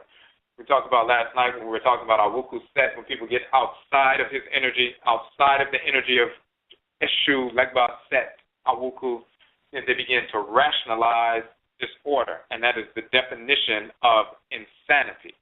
People are very articulate and very charismatic in their rationalization or intellectualization of disorder. So you can have people who are psychopaths, schizophrenic, major depressive disorder, and they are, appear to be, when they're speaking and talking and, teaching and so forth, that they know what they're talking about, but you're dealing very often with mentally unstable, emotionally unstable, spiritually unstable individuals, sometimes who are severely mentally unstable, have severe mental illnesses, spiritual discordance, being fed information by discarnate spirits who are just as disordered and criminal as them.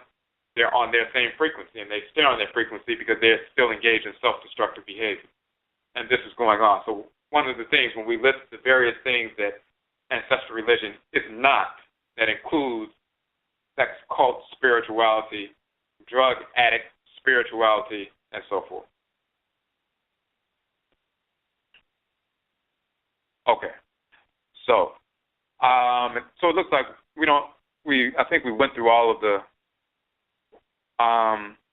comments that we saw in the chat room, and we don't have any calls on the line, so we can end it here. We will be back on for Egua Marketplace. We will be giving an update on the Akan model, what we've been doing since Sunday, seeing how things have been going with regard to that, supporting Nkingu Health, the first business on the list. So please, once again, go to our Akan page, www.ojidafo.com/okom.html. When we go to the ojidafo.com website, ODWIRA, F is in free, O.com, ODWIRAFO.com. You go to our website, you'll see on the front page, the index page, when you scroll down past the introduction, you'll see the image of the publication, Akan Economic Development Model. There's a picture of a Jata and a Jata Bere, Jata Nini, Jata Bere, which is a male lion, female lioness. On the front image cover, and for that particular publication, it says Akan, and then it says Economic Development Model. When you click on that cover of that publication, it'll take you to the Akan page, and then you'll see the entire model. You can download the publication. You can download the video where we discuss that model, and then you can see the links of the various businesses, and please begin to support that, and please share that information with all of your contacts. We want as many Black people supporting Black businesses, organizations, and institutions as possible. So we'll be back on tomorrow for Egua Marketplace. Follow us on Facebook, Afuraitkaitnut on Facebook. Follow us on Twitter, Ojidafo, YouTube, Ojidafo on YouTube, Afurakani on Instagram. And we also have our Afuraka-Afuraitkaitnut.ning.com, our own separate private social network that you can join.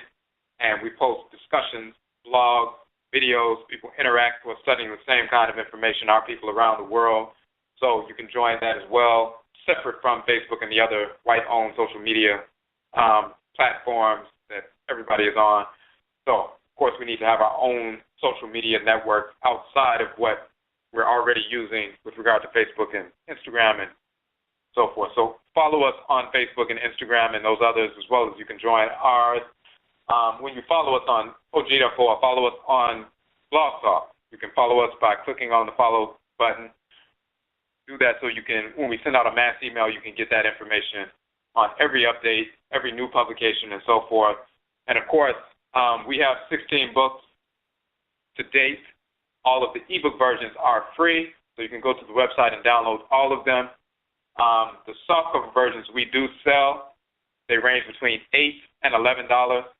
And if you order 10 books or more, that's automatically 30% off those large orders. Some people will order the entire 16-book set or a 10-book set or 11-book set, but it's 30% off. So, for example, if you order all the first 10 books, instead of paying $96 for 10, it's $66 for 10 books. So $6.60 per book. So that's a 30% off. So when you go to the website, you'll see the publications page, the Nhoma page or the publications page. Click on that, and it will take you to all the publications. We just released a new book 2 weeks ago, Hoodoo People, Afurakanu, Afuraitkaitnut, or Africans in North America, Akan, Custodians of Hoodoo from ancient Hoodoo or Udunu land, which is ancient Khanit, Nubia. So we show that Hoodoo in North America is the Akan tradition that we brought from West Africa, Afuraitkaitnut. We continue to practice that same tradition, but we still use the term Hoodoo, meaning medicine, root work, root doctors, and so forth, and also conjure, because that's the exact same meaning of Hoodoo in Akan culture, meaning the root doctor, root medicine, and so forth, but also meaning conjure, to conjure the spirit, to make the spirit come down. Same terms, same ritual practices that we used in the Akan tradition. We brought that with us and continue to use it today. We have our own traditions that are inborn and innate from our blood circles, intrinsic, that we have inherited. We're not dependent on anyone to go and leave and go get initiated somewhere else so that we can practice our tradition. We have a tradition that is unbroken, and we show how it's directly connected to ancient Udunu land, which is the title of ancient Nubia, and the Udunu people, which is a title of the ancient Nubians, the Khanit or Akani people of ancient Khanit or Nubia. So we just released that book 2 weeks ago. That's one of the 16 books. You can download the ebook for free, and if you like to purchase the softcover version, it's $9. So Yedase, for those who have been purchasing the books, as well as those who have been downloading the free ebooks and sharing that information and sharing our websites and sharing our broadcasts and so forth, getting the word out. So, Yedase, we thank you for tuning in. We will be back on tomorrow. We will be sending out a notification about that. So check your networks. Check us out on the various social media networks and so forth. And again, Yedase, we thank you. And Yebeshia Bio. We will meet again. That's it.